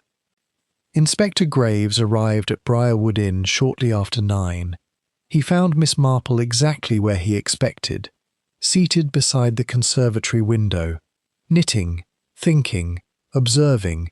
The inspector sometimes suspected she accomplished all 3 simultaneously. "I have news." "So do I." "Then perhaps we should compare notes." He sat opposite her.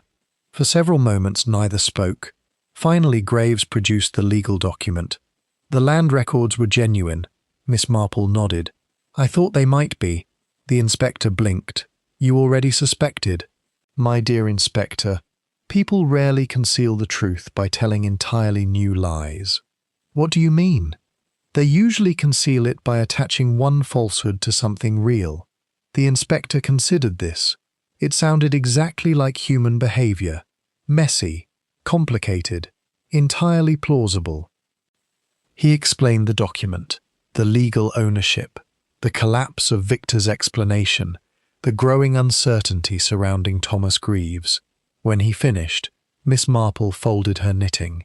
"I don't think Victor invented the story." "No, he confessed. "Yes, falsely, partially." The inspector frowned. Miss Marple continued, "Victor believes he is guilty. That isn't the same thing." "Precisely." She smiled faintly. "Human beings often accept responsibility for things they did not actually do." The inspector stared. "What makes you think that?" "Because he is protecting someone." The answer came so calmly that it felt almost obvious, yet the implications were enormous. Protecting whom, and why? Before the inspector could ask, another visitor arrived, Dr. Malcolm Reed. The physician looked exhausted, as though he had not slept. In truth, he probably had not. The strain of the investigation was becoming increasingly visible. "Inspector, Doctor," Reed hesitated, then sat down. "There is something I should have said earlier." Miss Marple remained silent, allowing him space. The doctor clasped his hands tightly. "Harold contacted me before he arrived." The statement immediately captured the inspector's attention. "He wrote to you?" "Yes." "When?" "6 weeks ago." "Why didn't you tell us?" Reed looked genuinely ashamed. "Because I was frightened." The honesty of the answer impressed Miss Marple. People often lied when simpler truths would suffice. Inspector Graves leaned forward. "What did the letter say?" The doctor reached into his coat, carefully unfolded an envelope, and handed it over. "I kept it." The inspector examined the paper. The handwriting belonged to Harold Whitmore. There could be little doubt. The letter was brief, yet its contents transformed the investigation. "Malcolm, I have finally found proof. We were wrong about what happened. All these years, we were looking in the wrong direction. I am coming to Ashcombe. Before I speak to anyone else, I want to speak to you, Harold." Silence followed. A very long silence. The inspector reread the letter, then again. Each reading made the implications clearer. We were wrong. Not you were wrong. Not Victor was wrong. We were wrong. All three men had misunderstood something for 27 years. Miss Marple spoke softly. "That changes everything." The inspector nodded. "It certainly does. Because if Harold himself believed they had misunderstood the original event, then the entire foundation of the mystery shifted. Again. That afternoon, another piece of the puzzle arrived. This one from London. The missing investigative file had finally been traced, not recovered. Traced. A former colleague of Harold Whitmore remembered seeing it shortly before Harold left.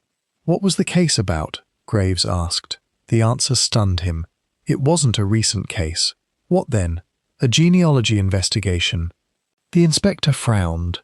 A family history? Essentially. Whose family? The colleague consulted his notes, then looked up. The Ashbury family. Within an hour, Inspector Graves and Miss Marple sat together once more. Neither spoke immediately. The significance required time.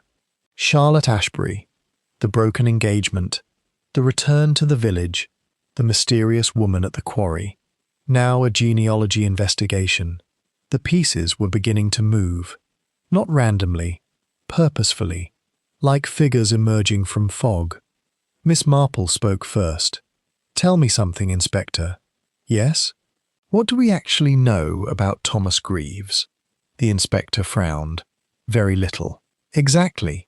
She leaned back. "We know he arrived." "Yes." "We know he disappeared." "Yes." "We know Harold believed his death mattered." "Correct." Miss Marple folded her hands. "But we know almost nothing about the man himself." The simplicity of the observation struck Graves immediately. They had spent days discussing Thomas Greaves, yet almost nobody had investigated who he truly was. By evening, inquiries began producing results. The records were old, incomplete, scattered, yet eventually a pattern emerged. Thomas Greaves had been an orphan, raised in several institutions. Little family history existed. No known siblings, no wife, no children, at least officially. Then the inspector discovered something curious. One surviving employment document listed his birth name. Not Thomas Greaves, Thomas Gray. The surname had been changed in adulthood, legally, years before arriving in Ashcombe. The revelation appeared minor, yet Miss Marple reacted immediately. "Gray. Yes. You are wondering why he changed it." The inspector nodded. "Most people don't alter their names without reason." "No." Miss Marple's eyes narrowed thoughtfully. "Particularly not in that era." A silence followed. Then she asked, "Did he ever know his parents?" "No record suggests it." Miss Marple looked toward the window. Her expression became unusually intent. The inspector recognized the look. It meant something had connected in her mind. Not everything, but enough. Late that night, Miss Marple visited Charlotte Ashbury. The meeting occurred privately, away from the inn, away from curious ears. Charlotte received her in a small cottage she had rented temporarily after returning to Ashcombe. The room was warmly lit, yet Charlotte herself appeared tense. She knew this conversation was coming. "I suppose you've discovered something." Miss Marple smiled gently. "Several things." Charlotte poured tea. Neither woman touched it. Finally, Miss Marple asked, "Did Thomas Greaves know your family?" The question landed like a physical blow. Charlotte froze, completely. The silence that followed lasted nearly 10 seconds. Then, no. A lie. Miss Marple knew it instantly. Not because of the answer, because of the reaction, the delay, the fear, the sudden loss of colour. Charlotte understood that as well. Slowly she sat down. Her shoulders sagged. Years seemed to settle upon her at once. What gave me away? Nothing in particular, which was partly true. It was the wrong question, wasn't it? Miss Marple smiled. Quite the opposite. Charlotte stared into the fire. For a long time she said nothing. Then, very quietly, Thomas Greaves wasn't investigating land. Miss Marple remained still. There it was, at last, the first genuine crack in the wall. What was he investigating? Charlotte closed her eyes. When she opened them again, they glistened slightly. Not with guilt. With grief. He was investigating my family. The words hung in the air. Heavy, dangerous, transformative. Miss Marple did not interrupt. Charlotte continued. Harold discovered it recently. Discovered what? The real reason Thomas came to Ashcombe. And? Charlotte looked away. Her voice became barely audible. He was searching for someone. Who? The silence returned. Longer this time. Harder. Finally Charlotte whispered, himself. Miss Marple felt a quiet shock. Not because the answer was impossible, because suddenly so many scattered fragments began fitting together. The genealogy file, the changed surname, the orphan, the decades of secrecy, the return, everything, or almost everything.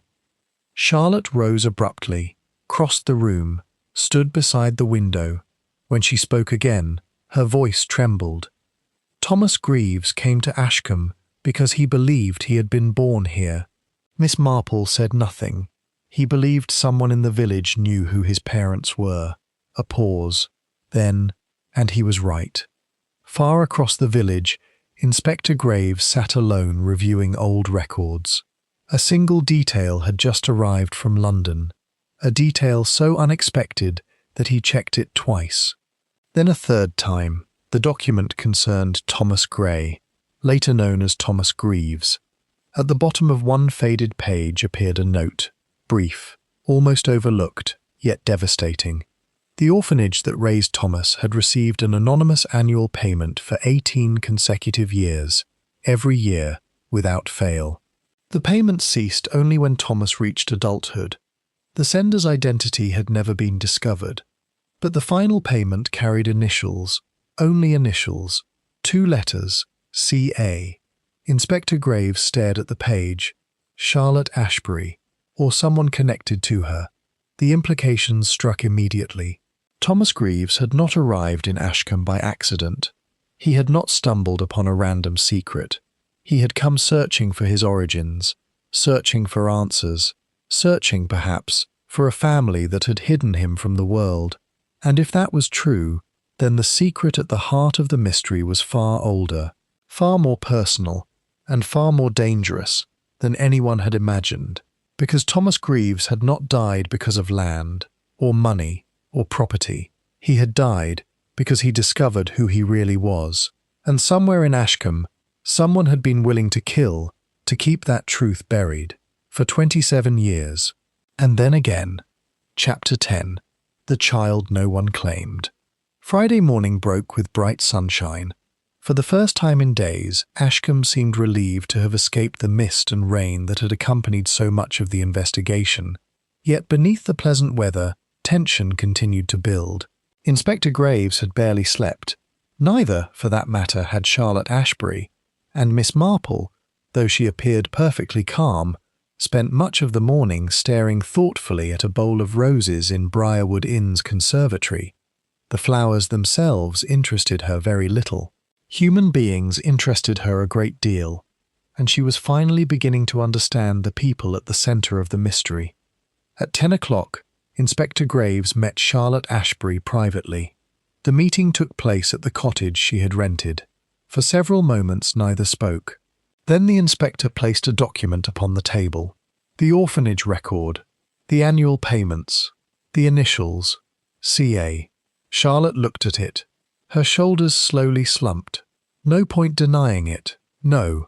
The answer came quietly, without resistance, without surprise. You made the payments. Yes. Why? Charlotte closed her eyes. because after 27 years there was no longer any point pretending. He was my brother. The words hung in the room, simple, direct, and heartbreaking. Inspector Graves remained silent. Charlotte stared at the table. My younger brother. The inspector waited. You knew where he was all those years? Not exactly. What does that mean? Charlotte folded her hands tightly. Our mother arranged everything. The story emerged gradually, painfully, like something buried too long. In 1905, before Charlotte was born, her mother had given birth to a son. The child had been born outside marriage. In those days, such scandals could destroy families, particularly prominent families. The baby was sent away. Records altered, questions discouraged. Life continued, at least outwardly. But Charlotte's mother never forgot, never entirely recovered. And years later, when Charlotte learned the truth, she secretly began sending money to support the boy who became Thomas Gray, later Thomas Greaves. Inspector Graves sat quietly. The story explained much, yet not enough. Did Thomas know? No. When did he find out? Charlotte's expression darkened. Not until 1931. There it was, the year again. Always 1931. The year around which everything revolved. Charlotte rose and walked to the window. Beyond the glass, birds moved among garden shrubs. Ordinary life continued, as it always did. No matter how much tragedy occurred, Thomas came to Ashcombe searching for answers. She spoke without turning around. He found me. The inspector felt a chill, not from fear, from understanding. Did you tell him the truth? Yes. A pause. Then, eventually. The first meeting had occurred secretly, near the river, away from curious eyes. Charlotte remembered every detail. The uncertainty, the resemblance to their mother, the questions. So many questions. Thomas had spent his life wondering who he was, where he came from, why nobody wanted him. Charlotte had spent years carrying guilt she never deserved. Their reunion should have been joyful. Instead, it became the beginning of disaster. Because Thomas discovered something else, something neither sibling expected, something connected to Raven Quarry, and to the three young men who happened to be nearby: Harold Whitmore, Victor Langley, Malcolm Reed. Inspector Graves listened carefully. What did he discover? Charlotte hesitated, then answered. He wasn't investigating land ownership. We know that. He was investigating records. What records? Birth records. The inspector stared. Suddenly everything felt closer. Nearer, sharper. Why? Because he believed another child had disappeared. Silence. Absolute silence. The revelation altered the shape of the mystery instantly. Another child, another secret, another hidden history. Charlotte continued. There had been rumors. About what? A baby. The word seemed almost absurd, yet Miss Marple would later observe that many murders began with matters people considered absurd. The inspector remained silent. Charlotte spoke slowly, as though reconstructing events from decades earlier. Thomas discovered references to an infant born in Ashcombe around 1905. The same year he was born. Yes. He thought there was a connection. There was. The inspector leaned forward. What connection? Charlotte looked directly at him. Thomas believed the records had been altered. By whom? I don't know. The answer sounded genuine. For once. Entirely genuine. He spent weeks investigating. And then? He became convinced someone had hidden the truth. The inspector rubbed his forehead. The mystery continued expanding. Every answer seemed to create two new questions. That afternoon, Inspector Graves shared everything with Miss Marple. They sat together in Briarwood Inn's lounge. The room was unusually quiet. Most villagers remained occupied discussing Victor Langley's confession, a confession that now seemed increasingly irrelevant. When the inspector finished speaking, Miss Marple nodded thoughtfully. A hidden child? Yes. A search for identity? Yes. A second mystery concealed inside the first. Exactly. Miss Marple smiled faintly. That sounds very human. The inspector sighed. I still don't see how it connects to Harold's murder. No. Do you? Miss Marple gazed into the fire. For several moments she remained silent. Then, I think Harold discovered something Thomas never did. The inspector immediately paid attention. What? I am not entirely certain. That's unlike you. My dear inspector, uncertainty is frequently useful. She rose slowly, walked toward the mantelpiece, and continued speaking. Consider Harold's letter. We were looking in the wrong direction. Exactly. Miss Marple nodded. For 27 years, everyone focused on Thomas's death. Naturally. Yet Harold eventually realized Thomas had been investigating something else entirely. The inspector stared, and then, gradually, understanding began to emerge. Thomas's death was not necessarily the secret. Thomas's discovery was the secret. At that exact moment, another crucial piece arrived. A telegram from London. One final result from Harold Whitmore's genealogy investigation. The message was delivered directly to Inspector Graves. He unfolded it immediately, then froze.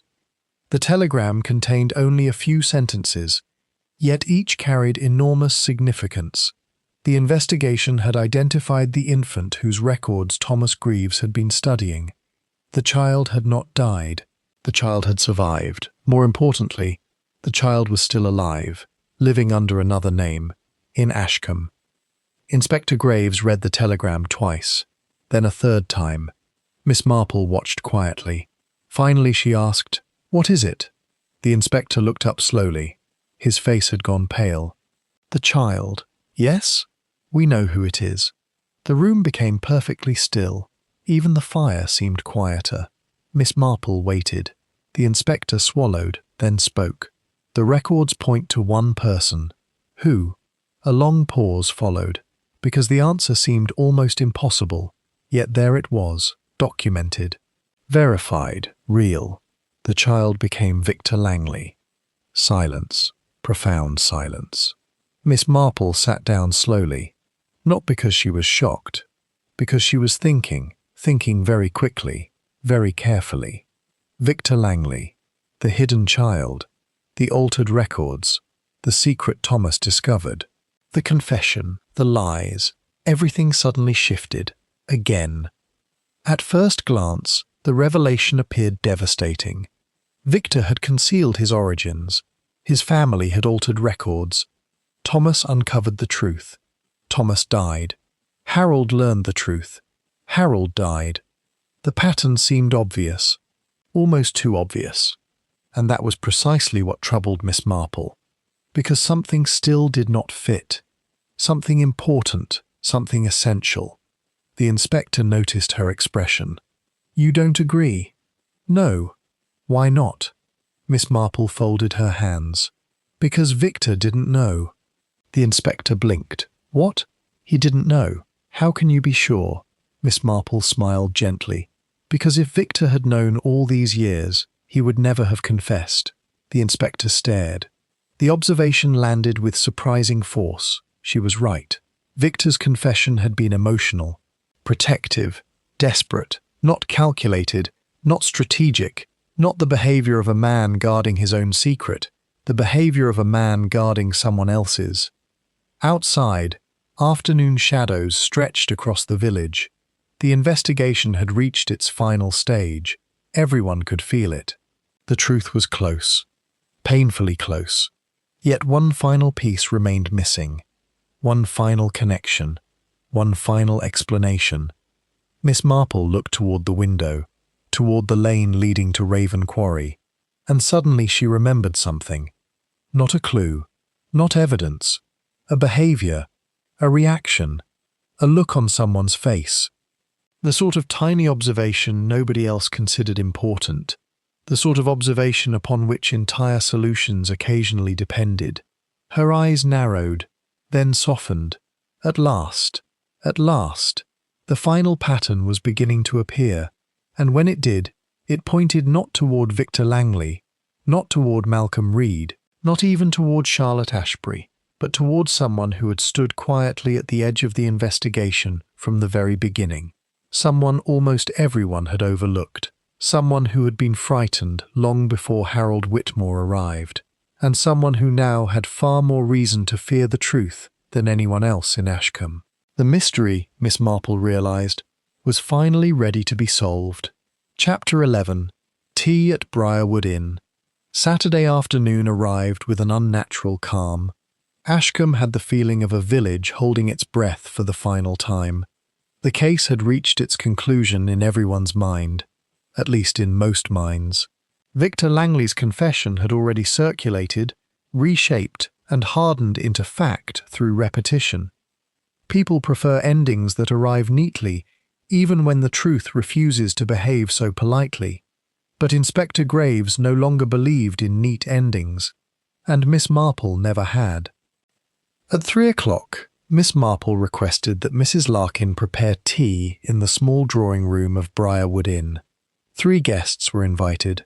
Only 3. Dr. Malcolm Reed arrived first, then Victor Langley, finally Charlotte Ashbury. Each of them entered separately. Each of them was aware, in their own way, that something final was approaching. Inspector Graves stood near the window. Miss Marple sat calmly beside the fireplace. The tea was poured. No one touched it. For several seconds, silence held the room. Then Miss Marple spoke gently. "I think," she said, "we should begin with something simple." Victor shifted uncomfortably. Dr. Reed said nothing.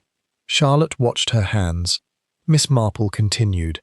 "Victor Langley confessed to the murder of Harold Whitmore." A pause. That confession was sincere. Victor exhaled sharply. "But incomplete." Now Dr. Reed looked up. Charlotte closed her eyes. Inspector Graves stepped forward. "The medical evidence does not support suffocation alone," he said. "There were signs of prior weakening, something administered earlier in the evening." Victor shook his head. "I told you." Miss Marple raised a hand. "No, Mr. Langley. You told us what you believed happened." Her tone remained calm, not accusatory, simply precise. "And you believed it because you were protecting someone." The room tightened. Even the air felt denser. Miss Marple turned slightly toward Charlotte. "You told me Thomas Greaves came to Ashcombe searching for his identity." Charlotte nodded faintly. "Yes, but that was not the only thing he discovered." A pause. Was it? Charlotte did not answer immediately. That hesitation was enough. Miss Marple continued. "He discovered that a child had been born in Ashcombe in 1905 and hidden from the world." Victor shifted again. Dr. Reed's expression changed subtly. Miss Marple noticed everything. "And that child," she said quietly, "did not die." Silence. Nor was it Thomas Greaves. Her gaze moved deliberately around the room. Thomas was not searching for land records. He was searching for himself. A long pause. Then Miss Marple spoke the sentence that changed everything. "And he found you, Dr. Reed." Dr. Malcolm Reed went completely still, not dramatically, not theatrically, but as though something inside him had stopped functioning. Victor stared at him. Charlotte's eyes widened slightly. Graves took a step forward. "No," Reed said quietly, but there was no force behind it. Miss Marple continued gently. "Thomas Greaves was your half-brother." The silence that followed was absolute. Even the clock seemed to hesitate. Miss Marple's voice remained steady. "He discovered the truth about the child born in 1905. She glanced briefly at Charlotte. "Your mother's child." Charlotte flinched. Dr. Reed whispered, "Stop," but Miss Marple did not. "And he discovered that child had grown up in Ashcombe." She turned fully toward him. "Under the name Malcolm Reed." Victor Langley looked between them in confusion. "This is impossible," he muttered. But even as he spoke, doubt entered his voice, because pieces were beginning to align, not comfortably, not neatly, but unmistakably. Miss Marple folded her hands. "Thomas Greaves came to Ashcombe because he believed he was investigating his own origin." She paused. but he was mistaken about one thing. Dr. Reed's voice was barely audible. What? Miss Marple met his eyes. He was not the child who was hidden. Silence again. Then a sharper realization. He was the brother who was left behind. The room shifted. Victor Langley sat down heavily. Charlotte's breath caught. Inspector Graves slowly turned toward Miss Marple. You mean? Yes, she said softly. Thomas Greaves and Malcolm Reed were brothers. A long silence followed. Then Dr. Reed whispered, no. But his voice lacked conviction, because somewhere inside him the truth had already begun to surface. Miss Marple continued gently. The woman in 1905 gave birth to 2 children. One was taken away and hidden. The other remained in institutional care. Her gaze did not leave Dr. Reed. One became Malcolm Reed, and the other became Thomas Greaves. Victor Langley suddenly spoke. Then why did Thomas think? Because he found incomplete records, Miss Marple said, and because someone ensured he never saw the full truth. Her eyes shifted slightly. Someone who did not want the past disturbed. Charlotte's face went pale. Dr. Reed whispered again, who? Miss Marple answered simply, you. The word landed quietly, but with devastating effect. Dr. Reed shook his head. No. Miss Marple did not raise her voice. You arranged the anonymous payments. A pause. You knew Thomas was alive. Another pause. And when he began asking questions in 1931, you panicked.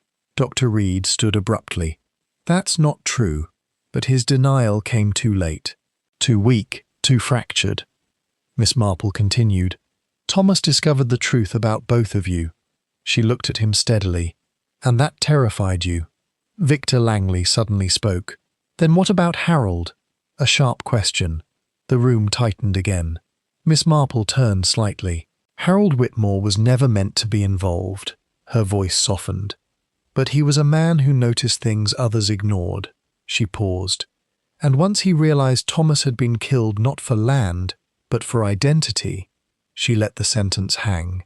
Dr. Reed's face changed. Inspector Graves stepped forward. You killed Harold Whitmore. Dr. Reed did not answer, but he did not deny it either. Miss Marple spoke quietly. Because Harold discovered the second truth. She paused. That Thomas Greaves was your brother. A breath. And that you had both been watching this village for years. Dr. Reed whispered he was going to expose everything. Miss Marple nodded. Yes. For the first time the confession felt complete. Not Victor's false confession, not partial truths, but the real sequence. Dr. Reed's voice broke. I couldn't let him destroy what remained. Charlotte stood slowly. Malcolm, but he did not look at her. I didn't kill Thomas, he said suddenly. Silence. I never touched him. The room froze. Victor frowned. What? Dr. Reed looked up sharply. Thomas died at Raven Quarry because he fell during the argument. Miss Marple nodded. Yes. But Harold, Dr. Reed's voice tightened. Harold was going to prove it wasn't murder for land or inheritance or scandal. He swallowed. It was about us. Miss Marple's gaze softened slightly. And that frightened you more than anything else. Dr. Reed closed his eyes. Yes. A pause. I met Harold in the woods that night. I intended to stop him. Another pause. But I didn't kill him. Silence. Then quietly. Someone else did. The room erupted into confusion. Victor stood. Charlotte stepped back. Inspector Graves frowned. Then who? Miss Marple raised a hand again. Victor Langley, she said calmly, did not kill Harold Whitmore. Victor stared. Relief flickered across his face. Then confusion. Then who did? Miss Marple turned slowly. Her eyes settled on Charlotte Ashbury. Not accusing, not dramatic, simply certain. Someone who had far more to lose than anyone else. Charlotte went rigid. That is absurd. But her voice lacked strength. Miss Marple continued gently. Charlotte Ashbury knew everything. A pause. She financed the orphanage. Another pause. She ensured Thomas Greaves remained hidden. Charlotte whispered, I protected him. Yes. From what? Miss Marple answered softly. From the truth about his family. A long silence. Then, and when Harold returned, Miss Marple finished the sentence for her. He brought the truth with him. Charlotte shook her head. You don't understand. But Miss Marple did. Completely. Harold discovered that Thomas Greaves was not only Malcolm Reed's brother. She paused. He was also yours. The room froze again. Victor Langley looked stunned. Dr. Reed stepped forward slightly.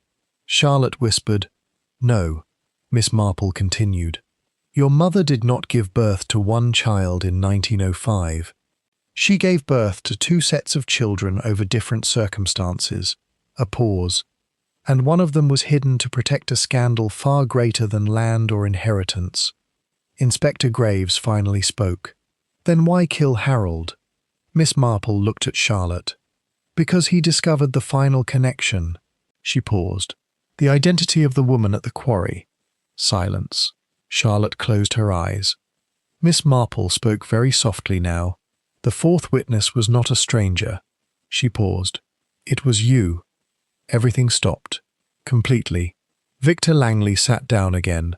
Dr. Reed stepped back. Inspector Graves stared. Charlotte did not move. Not immediately. Then she whispered, I didn't mean for him to die. Silence.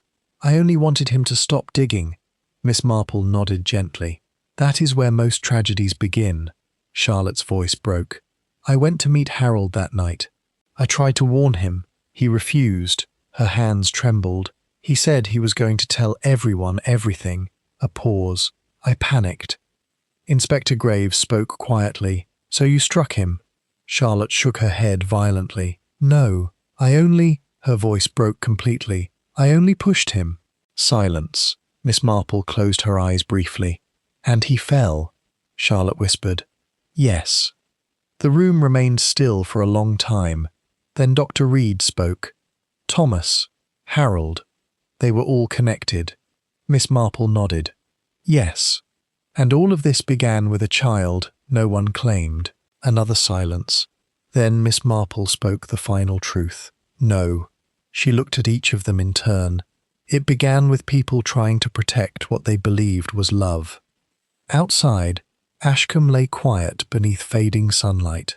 The village had expected a simple murder case to end. Instead, it had uncovered decades of buried identity, hidden family ties, and desperate acts committed in the name of protection. Inspector Graves closed his notebook slowly. Then it's finished. Miss Marple looked into the fire. Yes, she said softly, but not neatly. A faint smile. It rarely is. Later that evening, Charlotte Ashbury was taken away quietly. Dr. Malcolm Reed remained behind. Victor Langley stood alone outside Briarwood Inn for a long time before walking away into the village mist. And Miss Marple returned to her chair beside the fire, knitting once again, watching once again, thinking, as always, about human nature. Because in the end, she reflected, the greatest mysteries were never about murder. They were about people who believed they could hide the past, and discovering, too late, that the past never truly disappears. It simply waits until someone asks the right question.